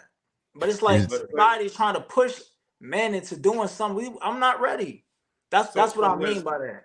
They can't push you to do nothing you don't want to do, brother. That's at the end of the day they can't. Yeah. At the end of the day they can't. And look, it's not for everybody to know what your status is anyway. It's none of their business. Only person you need to worry about who you don't feel like you won't be monogamy, you in polygamy, is the person you with. As long as they know and y'all in agreement, y'all on the same page, then cool. It doesn't matter what he thinks. Doesn't matter what he thinks our parents or nobody or balance or Jay or nobody thinks. As long as you good with it and the person you are in a relationship or in a situationship in, that's all that matters, man. At the end of the day, it doesn't matter. If you don't ever get married, hey man, go be it. And the one last thing I want to say about it, remember what this whole video was about. What was the video about, bro? It was about cheating. And what Balance brought into the situation was just very simple. It's like, yo, okay, your mind is developing, whatever, you're doing whatever. But the thing about it is just be truthful about what you're doing. The last 5 minutes of this conversation been about what? Being truthful about what you want, how you want it, and where you want it. So really, we all just proved the point. The thing is that let's be real. Mugs are lying because they want that one that they think they can't have, so then they gonna lie to go get that one they want. See, that's the piece you ain't talking about, bro, because you talking about, I don't want to do that. No, that's that one. That's like, I'm waiting till I'm getting married. I really don't want to do this. But you wanna. So what you gonna do to get her? It might not be you, bro, but there's people out here that's listening. They're gonna do whatever they gotta do to get up in them drawers, and they gonna lie. And that's where the cheating comes in. That's where that whole not being honest piece comes in. Bro, what you saying is cool. If you honest about your lifestyle, be honest. But what we talk about here is the dishonesty. And that's the thing that's really just off and really, I ain't rocking with. And I don't think most of the people on this panel rock with. Dishonesty is garbage. So we can't be doing that. And the last thing that I'll say about the topic is this goes back to the very first topic, the term simp. Initially in that conversation, of what you brought up was your friends around you were pressuring you into spending more time with them because your girl was taking up all your time. So it sounds like, just in general, you're having to fight the urge of getting people to respect your manhood and how you putting it down and how you coming. You don't have to keep arguing and bargaining with people about how you live in your life. If you say this is what Jay Stans are doing, this is what Jay Stans are doing. If I'm kicking it at home, I'm kicking it at home. If I want to go outside, I'm going outside. If I want to sleep with multiple women, I don't owe none of these women anything except for sex, which is an equal exchange of pleasure.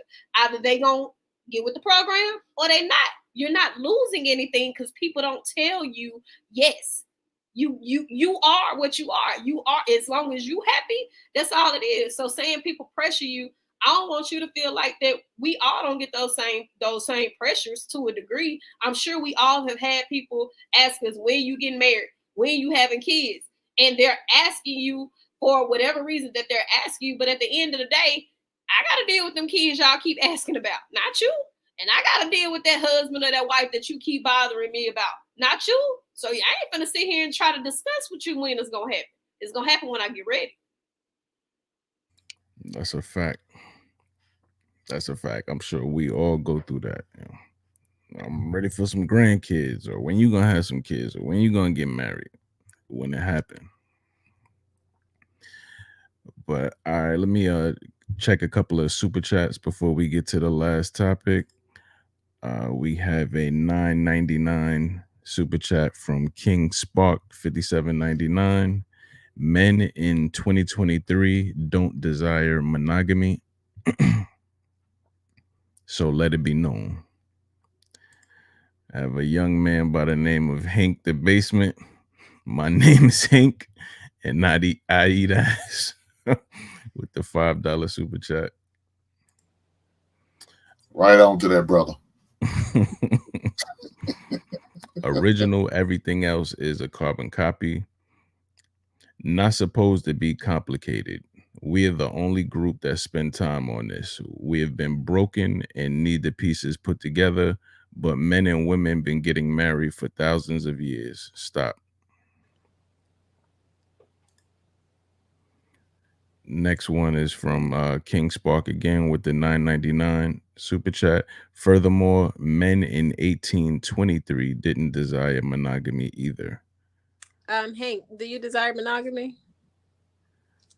Yeah. I'll tell. I'm a hog about mine. Oh, okay. Thank you. Yeah.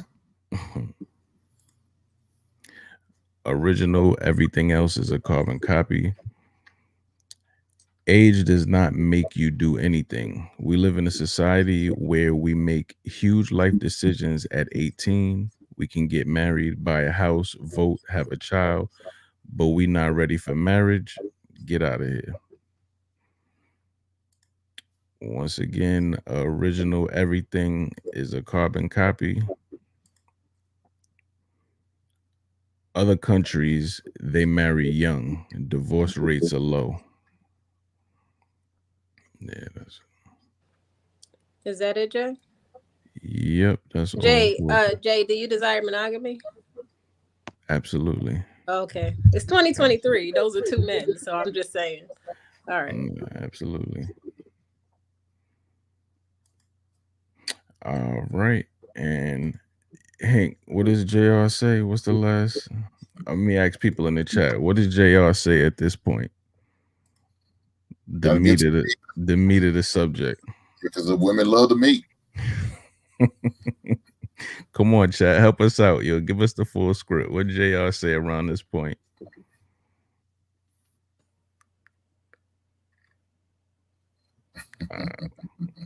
This is stuff. Wow.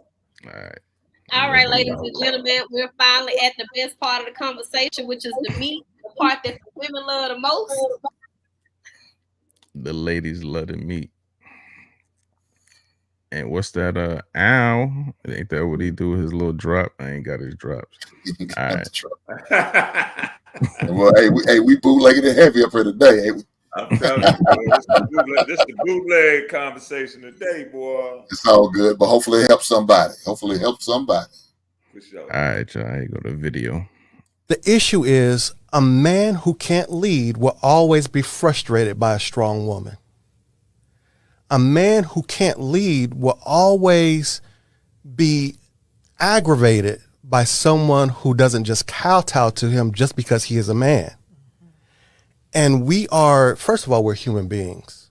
You're a thinking human being. All of us are autonomous. You don't go to work and think that someone should kowtow to you or someone should do, but you treat women this way, right? Mm-hmm. And what happens, every single one of those situations, a man exposes himself as not a leader. Mm. Why is she not submitting to me?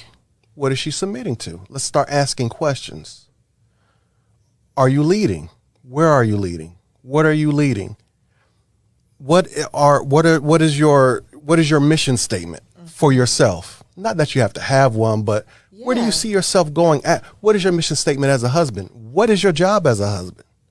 Well, I'm supposed to be the leader, the head. No, so many want to be Christ, like Christ is to the church, but really what they want to be is God. And so what they want to do is develop hells when they really should be sacrificing themselves for their wives until she is healed. You see what I'm saying? Mm-hmm. Now, not whole sacrifices. I know a lot of people's going to see that and cringe and think that, well, the man does all the work. No, the man does all the work first. That's what leaders do. Leaders take the most arrows in the back. Leaders trailblaze. Leaders go first. And so if you want something out of your woman, you show her. You exemplify that. Mm-hmm. You let her follow you. When she doesn't follow, that's when you have a problem. And you say, well, if you want to go right, I'm going to go this way. My name is Kenyon. All right. How y'all feel about that? Let me start with you, Balance. What'd you think about that? That's the best video we played today because the rest of those videos was trash. I couldn't even, man, it was torture for me today. I'm not going to lie to you, Jay. When JR come back, I'm going to tell him about this lineup because them videos was trash. But that one was pretty good. That one was pretty good. I think we have a lot of men like that today, though. They want to be the lead so bad. They want a woman to submit. Submit to what? What are you doing? Like, I really have a hard time with men with no plan. They're not going anywhere. They just want a woman to submit to them. What am I submitting to? You don't even have a house for a woman. You don't, like, what are you doing? And okay, I know people are going to get upset at this, but I am very strong on a man being the leader. The man is the leader of the home, of the family, of the children, of the wife, of everything. How could you lead a woman if you don't have a destination? Where are we going? Men are just like, because I am man, I should just lead. But some men don't know what they're doing. A lot of men they don't have a plan and they don't know what they're doing. And we just got to be honest about a man knowing who he is and what his plan is before he tries to get a wife and a family.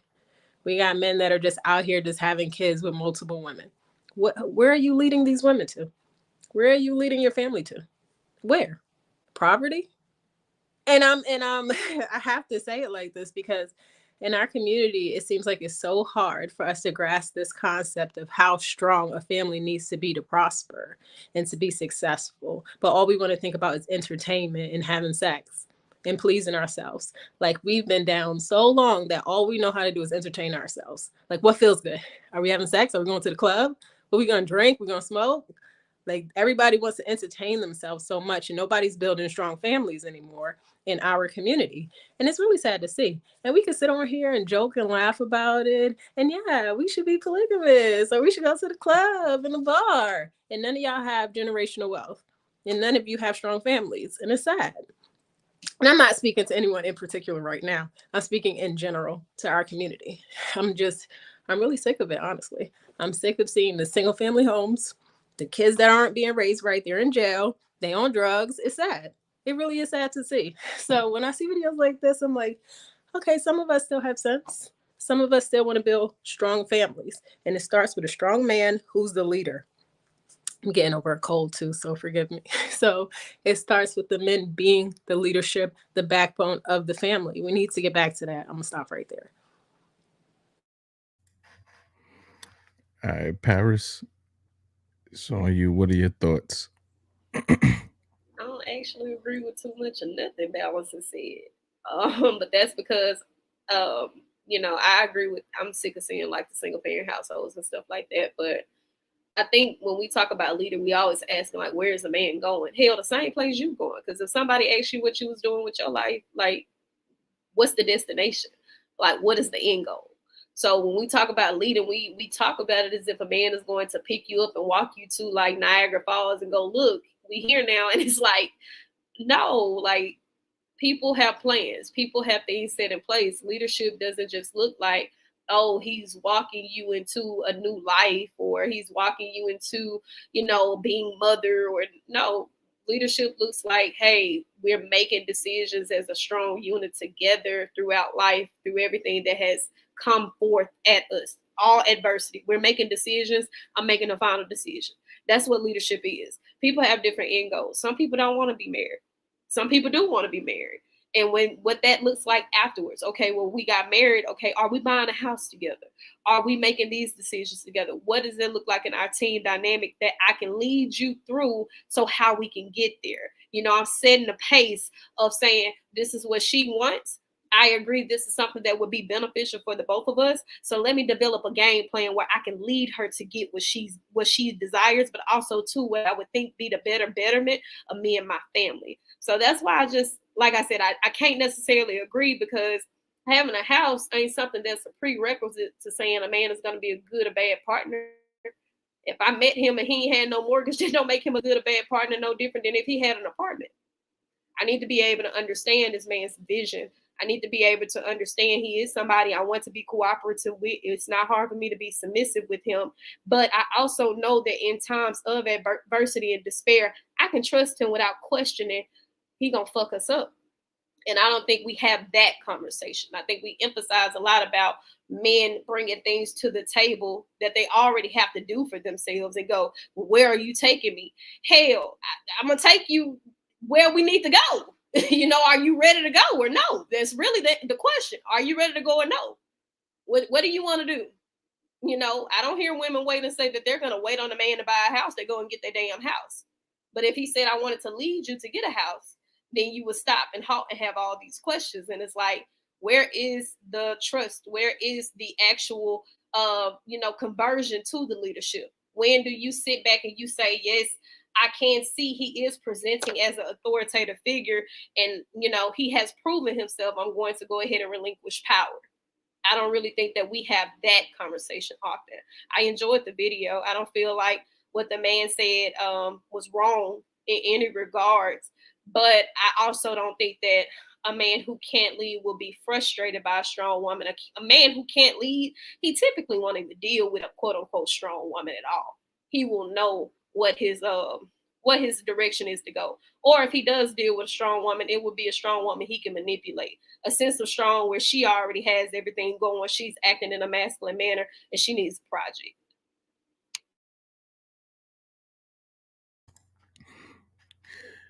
Hank, what do you think about that? Do you think men have an issue with a strong woman? No, I don't think most men have an issue with strong women, because if she's a strong woman, more than likely she's going to gravitate to a weak man. So no, she ain't gonna have no issue with it. He ain't, because he's a weak man. He's used to being led, so he's going to continue from his mother leading in that single parent household he came up in, and now he has a new mother. It just so happens to be called his wife. And so, no, it's going to be beneficial for that dude. Me, no, woman don't move me. Woman don't tell me how to move, how I need to move. She moves when I move. A woman doesn't deserve to know my plan until I deem her ready or worthy enough to even be my woman. If I'm willing to bless her last name, she will get the game plan. Now, I'm gonna give her the the brief scenario of what it could be for you if I find you worthy. But if I don't find you worthy, you will not know no more than what I need you to know. You know the generic version, like everybody else gonna know the generic version. You're not gonna go all the details, all the intricacies of my plan, because you're not worthy. I don't find you and I don't deem you worthy. When I bless you with my last name, I'm an open book to you, so you're gonna know everything. When we're in the process, you're going to know everything, because if you're a good woman, I expect you to follow and to accept the game plan. And if I don't have a game plan, you shouldn't be with me. No woman should be with a man who doesn't have a game plan.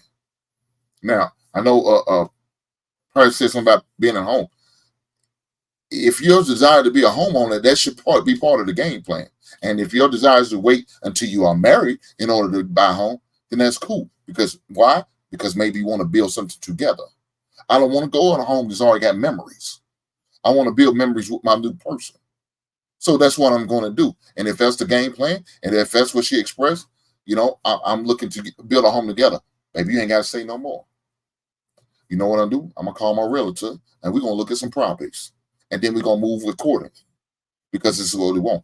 I'm not going to bring my woman in here to the home that I presently in the past had my marriage in and build memories. No, that'd be tacky. That would be honoring. I wouldn't do nothing like that. No, we're gonna go and get us a new home. We could build our own memories with. You know what I'm saying? Build our own traditions in. That's what it's all about. So no, for the strong woman getting a strong man, that won't happen. Because she's already knows she's not going to acquiesce to the man.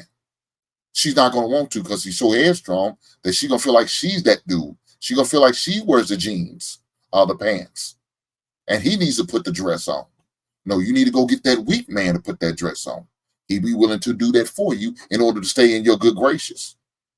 But a man who stands up to pee, no, that ain't how he going to move. So don't even waste your time coming to him, because you're going to get your feelings hurt. Or he going to use you for 20 goddamn minutes. All right, Jay Stanza. A man who can't lead will always be frustrated by a strong woman. What do you think about that? At first, I agree with everything Hank said. If she's worthy, then I would show her the game plan. But I have a question. What's the example of a strong woman? Because if it's a woman who pay her bills, that's not strong. That's just being an adult. That's being responsible. What's a strong woman? Like, give me an example. Give me the definition. What is a strong woman? A woman who's overly independent. Because paying your bills is not being strong. That's just being responsible. So I need to hear more. No. You'll see that when they overly independent, when they don't feel, and you hear the language, somebody, I don't need a man. I don't want a man. A man can't do nothing for me. You know what I'm saying? They just say, I want a man. And they say it when they just want to be intimate, but they don't want them on a regular basis. One who's going to help guide and make them better and take their life to a whole different aspect. Yeah, those are the type of women who's those strong-minded women. And you don't want to deal with them. But when you talk to a woman who says, I need a man, those are the type of woman you need to inherit in. Those are the type of woman you need to invest your time, energy, and your plan into. Right. Listen to that video and listen to where everything's at in society in terms of relationships. Just my opinion. I think men should stop trying to get married right now. Just stop it. Because I don't know if anybody on the panel is married, but I don't know, but y'all older than me. So even the older people having a problem with marriage. People in my generation have a problem with marriage. It's something going on right now that's it's not working. So the expectations are so high on men when it comes to this marriage thing, like it's through the roof. And most of the time, a woman's not gonna follow your lead if your bread ain't right. Let's just be real. If your bank account ain't looking right, or she is paying some bills, in her mind, she gonna be like, why am I following you? I paid the mortgage this month. That's the reality. So I think men should just pause on the marriage. Just chill and wait until things get better. But in my opinion, I don't think it's gonna get better. But we can hope. We can have hope for the future. But it's not gonna get no better. That's why I stand on my square and I say, bump the relationships, bump the marriage, bump the contract that says that we got to be together and I love you. This contract that's gonna say I love you and I'm with you forever, because it's gonna end one day. Either y'all gonna get divorced or somebody gonna pass away, but it's gonna end one day. It's not gonna last forever. Hopefully y'all die together, hopefully, but it's a very bad right now in 2023. In the future, it's not looking good. This marriage thing is not looking good at all, because the expectations for men are through the roof. And either way, if it's going bad or it's going good, you're gonna get the blame for everything. Straight So up, I you're got a gonna get the question for blame. you, Jay. If you saying men should do away with marriage altogether, then what type of example do women have to look forward to, as well as the children, to not only stop creating broken households, and for them to understand the structure of a man that is in the home? We already have an issue with understanding the value of a man now, and understanding how to have a man that we just simply we understand respect without provisional respect. So if we do away with marriage and that's no longer an end goal, where we go from there? No, I'm not saying do away with marriage. I'm saying the way it's looking, hopefully I get married one day, but the way it's looking outside right now, and the reality of the thing, because everything sounds good, but the way it's going, it's not gonna work, because majority of women nowadays will not do the marriage. They won't do the role. They won't do the wifey thing, or they won't respect you until you got your bread right. I promise you. So what I'm asking is, if the men who actually have that together, right? If the men who actually have a woman who will respect them, if a man who actually have a woman that will value them and not, disrespect him due to his wallet, where do we go with the idea of men saying, hey, put pause on marriage until everything else get better? Like, that's where I'm lost. Like, how are we going to train people to have a better mindset, to have a more wider strain of respect for men, as opposed to these conditions that they're confined to, and to actually understand what it looks like to have a man home and the value of that man? How are we going to get that embedded into women and children if we just make the idea of marriage obsolete for right now and anticipate things to get better without no example? Don't listen to female rap. Don't listen to it, because right now, the way it's looking, men ain't shit. Let's be real. And a lot of women don't want to do the traditional roles, but they want the man to do it. They want me to pay the bills. They want me to take care of the car, pay all this, do all this. I don't want to do the traditional role of a wife. Why am I going to be a traditional man then? Why? And women are saying this. Let's stop the cap. Women are saying this. They want the man to do the traditional things, but they don't want to do the traditional woman. Fine. I like it. I love it. Let's do it. I don't want to do none of the traditional shit y'all want to do. Then move on to the next. Jay saying that's what I'm saying. Move on to the next. Look, the numbers are in our favor, dog. I don't think you know that or not. They are in our favor. So if they're in our favor, that means I can move on to the next. Person want to act right, I'm gonna move on to Balance. Balance don't want to act right, I'm gonna move on to Susie. Susie don't want to act right, I'm gonna move on to Toya.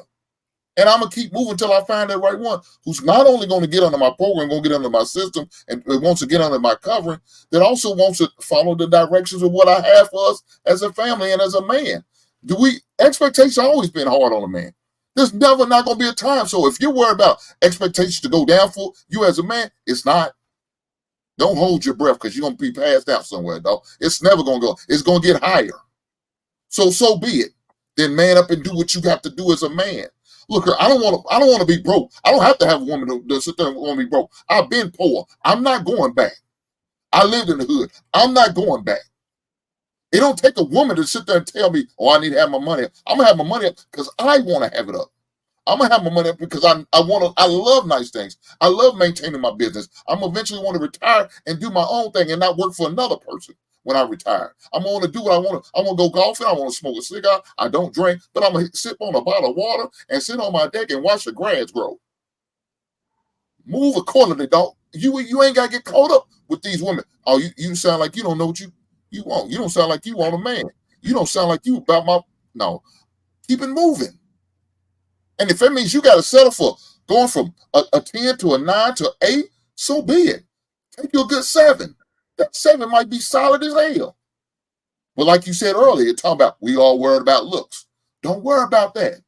So what is a breast a little smaller? Her ass is not as big as you would like it, but her mind is right.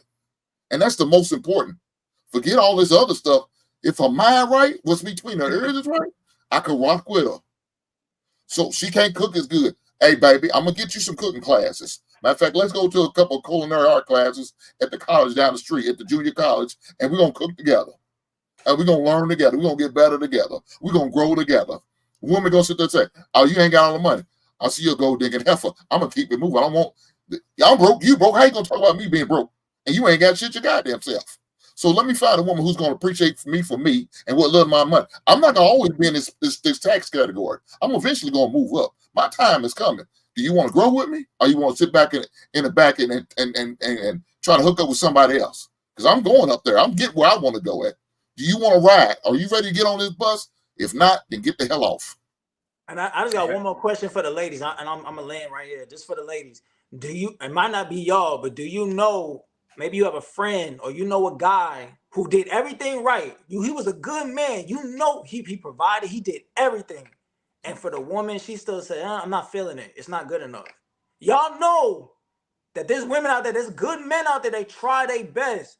And the woman find a way to say, and she walk away.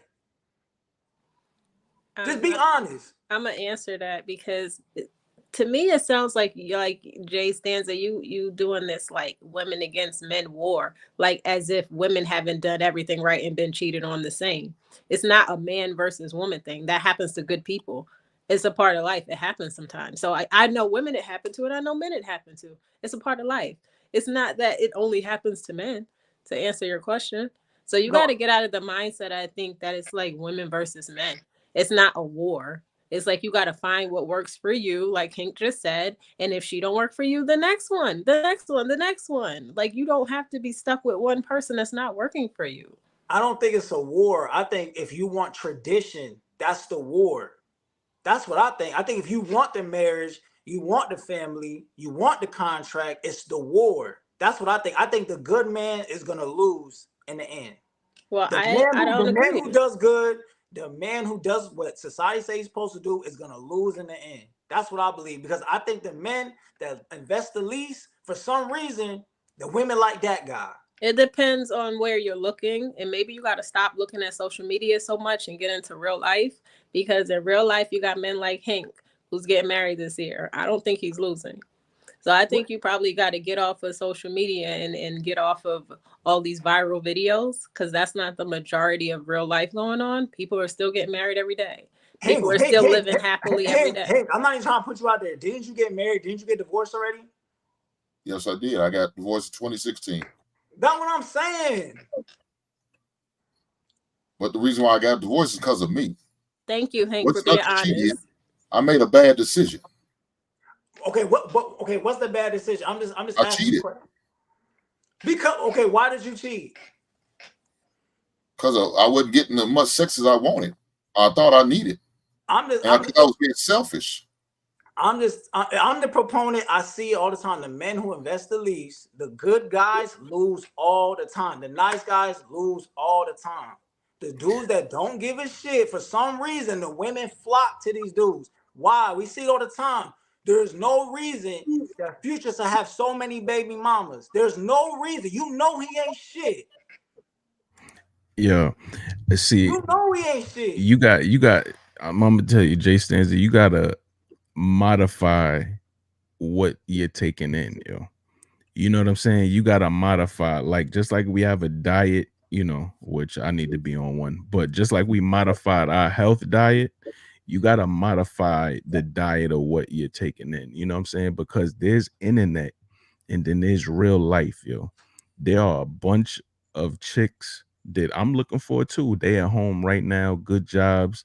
They not talking that nonsense. You know, the stuff that you referring to, I know what you talking about because I see it, you know, and I gotta click that shit off because that shit will poison your brain and have you thinking that every chick is out to get every dude.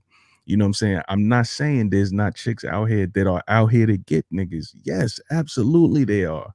They were raised that way. They poison, they look good. they say the right shit, they will get you and they will snatch your soul. They are snipers out here waiting for somebody like you to come along so they can say that good shit and then pew, leave you in the dirt. Yes, they exist. However, out here in the real world, there are a lot of people out here, dog, that don't have the stuff that you hear about on the internet. I know what you're referring to. Chicks, oh, I want a nigga to have 200K a year, and he got to have 12 inches, and he got to have big feet, and he got to have... That's bullshit, bro. Look out your window right now, yo. Do you see a Ferrari out there? No. I'm sure there's people that's married out there, yo. What you see, a Saturn, a fucking 90, you know what I'm saying, 97 Saturn. You see a couple Ultimas, couple Maximas. That's real life outside that window. Some of them heifers You know are what I'm sleeping saying? on the goddamn air mattress on the goddamn floor, man. And they talking about they want all of this from a man. Bullshit. You sleeping on the goddamn floor. So if I put you on a box spring bed, I'm doing way more for than you could ever do for your goddamn self. Dog, pick and choose what you want. Move accordingly. Don't get, once you get started talk with that mindset, red man, right? That bad mindset. You remember you said earlier, we got to pay attention to these red flags to stop getting caught in the physical. That's one of your main issues right there. Don't get caught with all in the physical because she has this voluptuous body, man. A mindset. Like I said, what's between the earth is the most important. Once you start hearing her talk like that, or you see the type of friends she's around herself and they talk like that, more than likely she's the same way. Then move accordingly. Say, hey, yeah, it's nice to meet you. I appreciate going out with you. Appreciate hanging out with you. I'll talk to you later. And keep it moving. This is the biggest thing that I want us to be able to take away from this conversation. We spend a lot of time talking about the type of men that women have babies by. That alone should show you that everything else is capped. If you start there, if you have actually visually improved, she has baby by bum broke men, everything else in the requirements can tell you off rip, it's capped. So you have to stop projecting this idea that women box in the sand, that women only want a six-figure man, that women only want a man who can buy them things, that women only want a man that has a high earning income, a high value man, and he looks a certain type of way. That is not the truth. A lot of us are literally out here willing to deal with a man who genuinely wants to be a partner with us, wants to lead us in a healthy relationship, and want to build and grow and create our own family and just exist. Some of us get caught in the matrix. Some of us end up baby mamas. The numbers are not with us. They're against us. And y'all are inadvertently learning how to cope as being single parents too. Whether you want to admit it or not, it's not just the woman thing. It's affecting the Black community. But all I'm going to say is, if you can sit here and say we have babies by Pookies and Ray Rays and ain't shit niggas like you just said Future was. Turn around and apply that same dynamic when you hear her say she want a man who got a Ferrari, she want a man who got a Bugatti, she want a man who wearing a Miris, and recognize it's cap. She gonna deal with whoever emotion she like it. That's what that is. That's a fact, man. That's a fact. I'm just saying, life is about balance. What you're looking at, I'm not saying discard it, keep it in the back, but don't let that have you moving where you almost like in a minefield looking out for, damn, this person want to kill me, that person want. That's paranoia, bro. That's no way to live. You know, it exists, but it's nonsense because I go out in the real world and I don't have people to talk like that. I don't, chicks are not talking like that.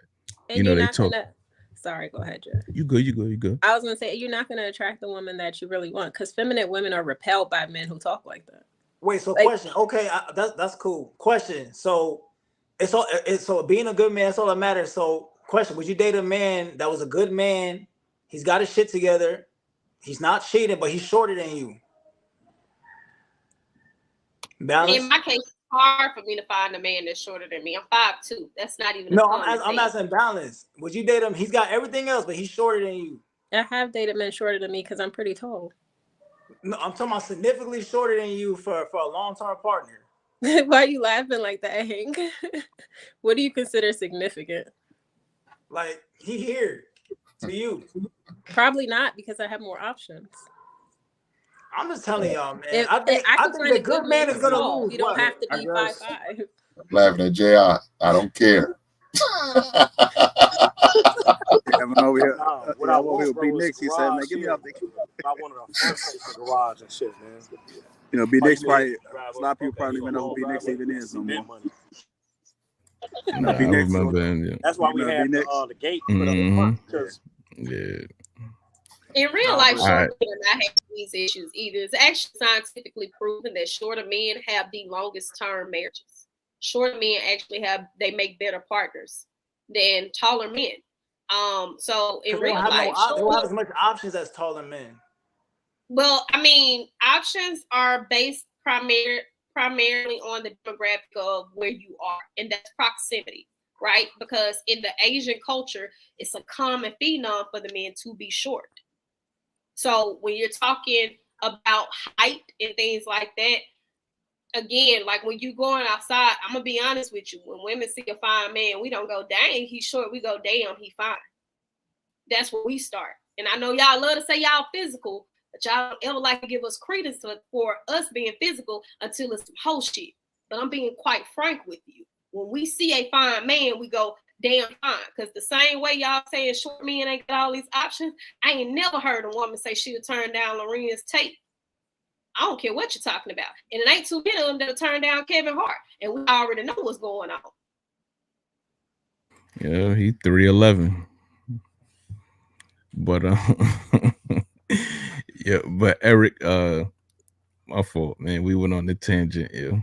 But it was a good tangent. No. It's on you. No, so I'm gonna take it back to the video. And just my take on it from the video is I agree with what the brother said about being a leader, but I think we touched on it a couple of times as we were speaking. And it's like that undertone that we've been saying about the stuff that's happened beforehand, like things we've learned, like the way things have been for us in society and what's been around us. It's like to be that man that he's talking about is super hard. It's super hard because like you really, really, really got to search for the right things, the right people, the right stuff you listen to, the right everything to even stay on that trajectory, man, because there's so much that goes against that. And then, you know, Jay Stans, I'm gonna agree with you on this point.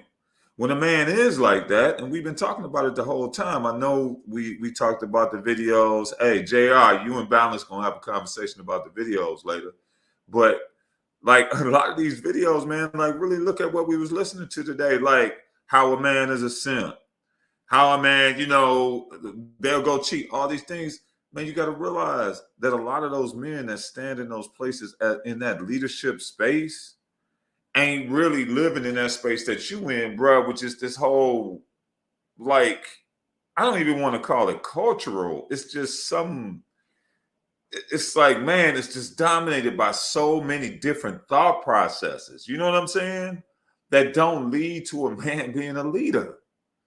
It really doesn't. So when he said that, that was refreshing. But then I love the fact that you on this stage right now, man, because you really bringing it home on the fact that there's a lot of people out there that think like you think.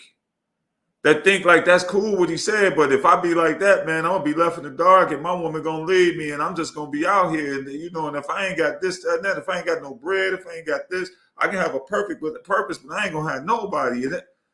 It's like, wow.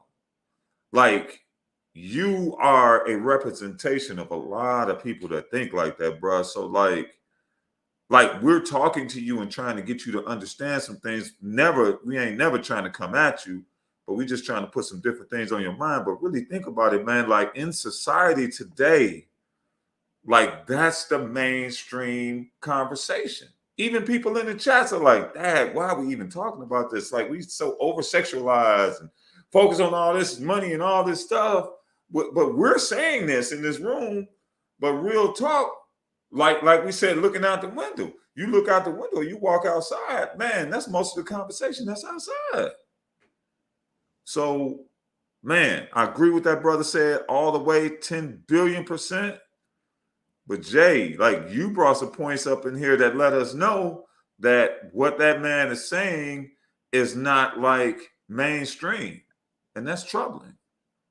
I just think the times is different. I think that a lot of people think, okay, yeah, this is the tradition is on the rise when it's fading away. And I think it's cool to get on here and say what's politically correct, but I'm telling y'all the honest truth. And it's not younger women, it's older women too. Just listen to what they require now from a man. Just listen. That's the problem. Men don't want to hear it. Y'all not listening. Y'all are stuck in it. I got to do this. I want to be the good guy. When I'm telling you, the men out here that invest the least are winning with women. Why? Because they don't give a shit. And women flock because it's something about they want to change. I want this guy. He don't give a shit. And then here comes the man, the good guy, who wants to do everything right, put a ring on it, and they shun this guy away. I'm telling you, it happens all the time. All the time. And it's not just younger women, it's older women too. There's older women out here too. It's the reality. It's different. But most of the time, when them women turn about 35, their reality kicks in for them.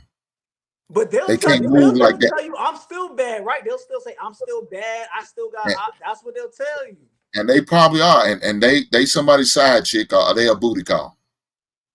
That's all they are. So be it. If they want to live their lifestyle, good luck with that, man. If they want to go bed to pillow post, so be it. Let them do what they do. And, you're going to have a homeboy that never matures or never changes or wants anything different. You know what I'm saying? It's a person that was in your life probably 5 years ago in your 20s that is going to remain the same when you're 50. He's just going to be on the same stuff. And you're going to outgrow him. You're going to be like, yo, you still on this? Just like there's young hoes that become old hoes. Same mindset, nothing changes. They still chasing the same shit. They knees hurt a little more. Them ankles is stinging, but they still, just like the old dude in the club, there's the old woman in the club. That's exactly right. Tight ass skirt. Why you got that on? Your knees is hurting. Why you got them heels so high? Trying to keep up with a granddaughter. Stay away from them.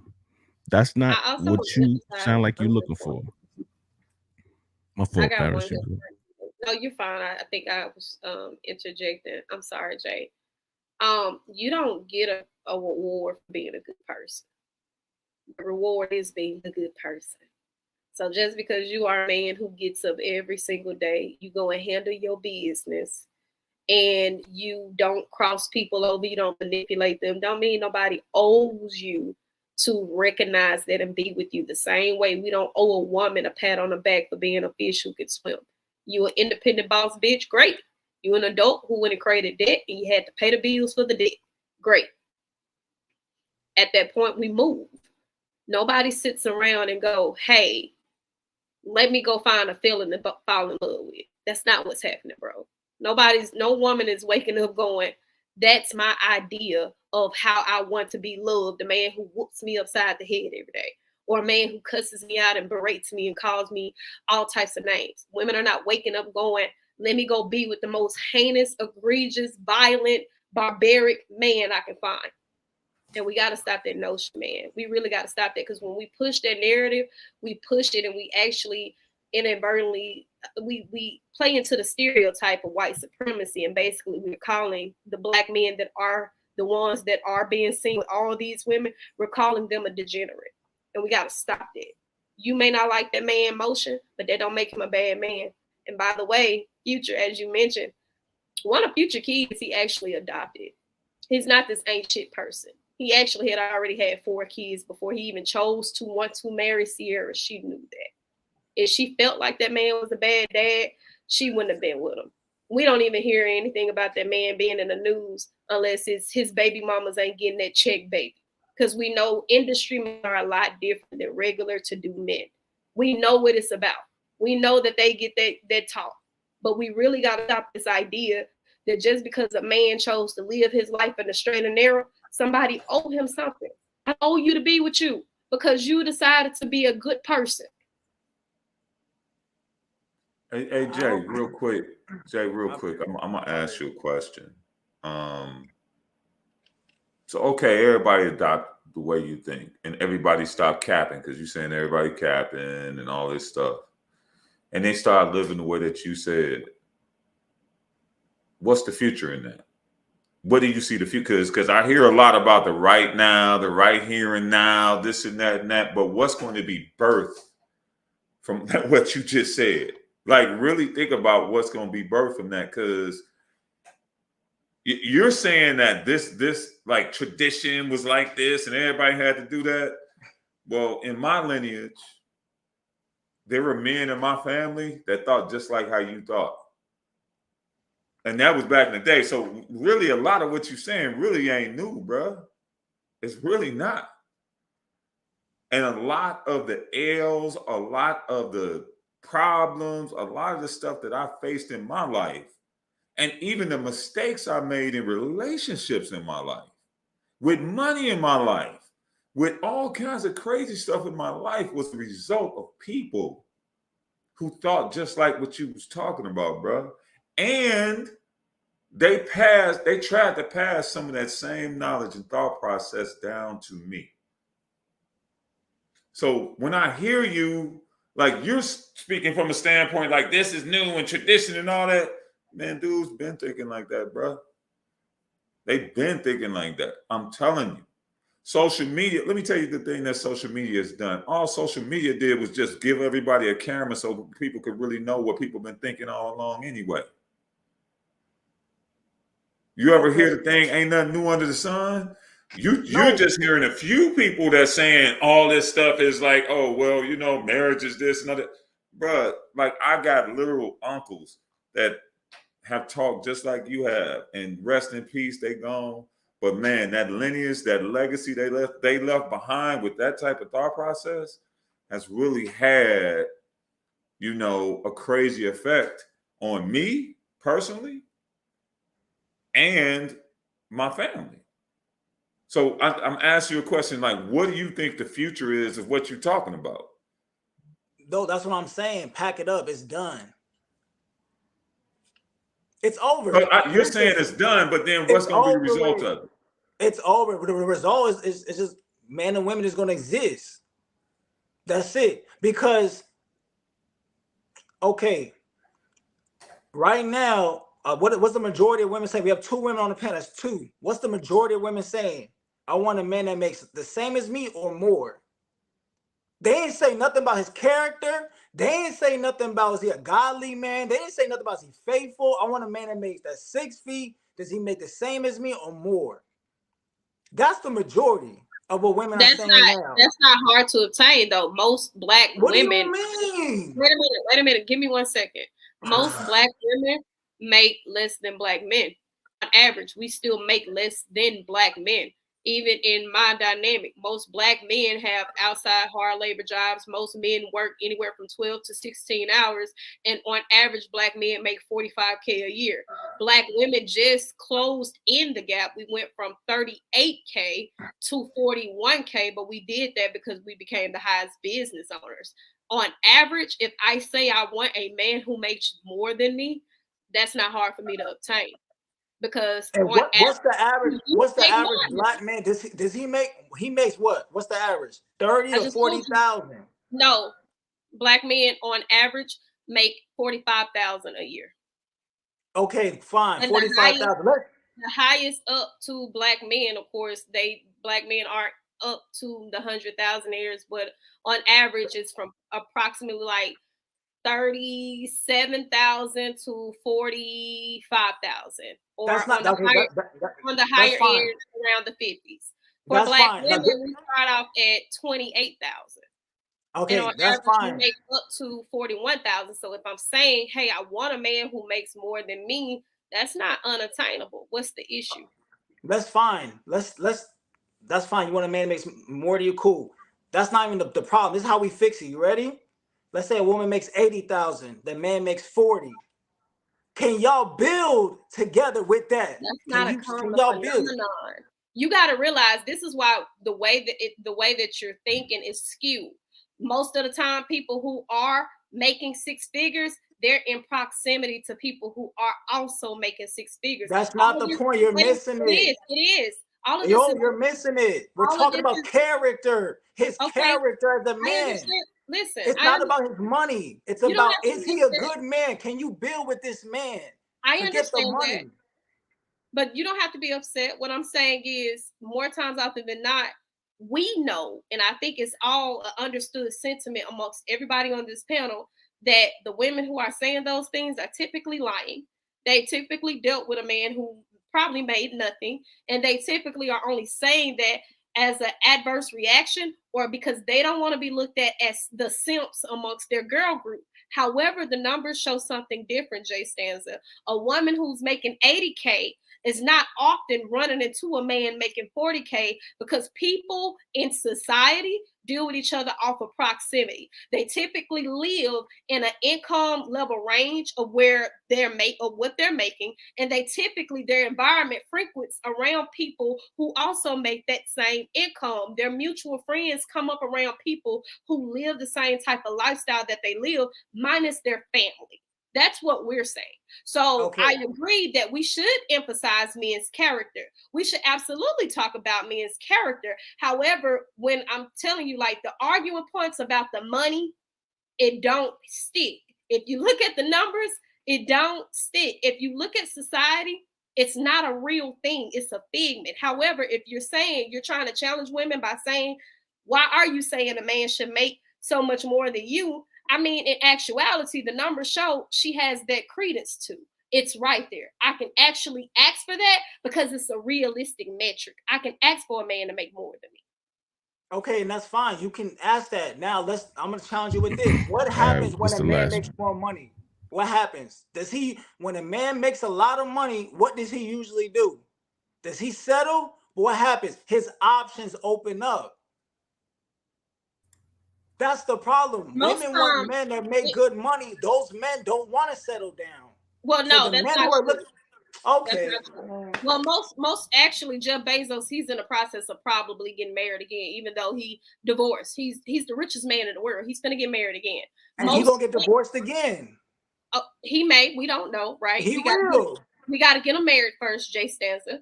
But in regards to men who typically make a lot of amount, they typically marry women who have no education. They typically marry women that are not workers, or if their woman has some form of education, she's to some degree put into his own business. She's somewhere beneficial as far as the success that he's curated. But the things that you're saying, I just challenge you to be a little bit more open-minded about it, because I can absolutely tell you, as passionate as you are about the argument, it holds no validity. Okay. I'm just saying the men who make good money don't want to settle, and the men who want to settle probably won't make as much money as the guys that most women are looking at. That's just my argument. All right, y'all. We about to wrap this up. I want to first get the remainder of the super chats. King Spark, $9.99. We desire our women to be monogamous to reap the benefits of having a man. I have King Spark again with the $4.99 super chat. Facts are, no women had a hand in helping me get to $350K a year, period. So it's my way. Got King Spark again, $1.99 super chat. Appreciate that. Strong women still want to help. Well, excuse me. Strong women still want help. Sugar Curls with the $5 super chat. The real reason marriages don't work is not age, but because we don't follow Bible principles. Bible principles always work. Kelvin Cook. It's 31 flavors of ice cream. Have you tried them all? Don't just settle for one flavor. You have options. Advanced Perception with the $2 super chat. Women want security, financial and physical. Have Kasim with the $10 super chat. Women become entitled to what men do, and it becomes something men owe to women. Once men owe it to women, it doesn't have any more value, and they do not have, excuse me, they don't have to honor a man for what he contributes. Andre Dale, $5 super chat. Marriage isn't outdated. It's people without godly principles. Jay Stanza, the woman for you might not be the one you want, but she'll be your ride or die. Last super chat, Advanced Perception. The first step of protection the first step of protection is direction. If you can't follow directions from a man you choose, that's a problem. A man's direction prevents consequences. All right. Let me check, and that's all for the super chats. All right. And everybody in the chat, one of our panelists, Eric, has an opportunity to get voted to be on the panel of South by Southwest in 2024. I'm going to be putting the link in the chat right now so y'all can go vote for him. How does the voting work, Eric? Can you vote every day, or is it once a week? How often? No, everybody get one vote. Everybody get one vote. And okay, it's kind of dope that we're talking about this right now, because this whole conversation was dominated by what I'm presenting on. And what I'm presenting on is the ever-widening generational chasm, not generation gap, chasm. And we were starting to get to the point, whereas it used to be the gap was like this. So it was like little stuff like music and what you wear. But today proves that there is a lot of thinking, whereas that gap is becoming a chasm. And I've had the opportunity to speak to some people at universities. I've had the opportunity to speak to a lot of young people. And I put together a presentation with stats, empirical data, the whole nine. I put in an application in June, early June. They just let me know last week that I made the cut with 238 people. I think like tens of thousands of people put their stuff in. I made it to 238, and now it's a voting process. So the link that he's putting in the chat is to a landing page that explains exactly what I'm going to be talking about. And then it gives you a chance to vote. And I'm going to be going live with some people of all generations, young, old, men, women, so that we can really talk about their generational experiences. Because real talk, like, everybody can have their differences, and it can be that gap or that chasm, but we got to build that bridge, man, so that we could just keep these lines of communication over, instead of just saying, hey, he an old head, he don't know what he's talking about, or he a young buck and he ain't seen nothing yet. But we got to have these open lines of communication. So I appreciate y'all. Thank you. All right. So we're about to wrap this up. Another Sunday in the books. And I appreciate y'all balancing Paris, Jay Stanza, Eric, Hank. I appreciate y'all, man. I'll see y'all next week. Deuces.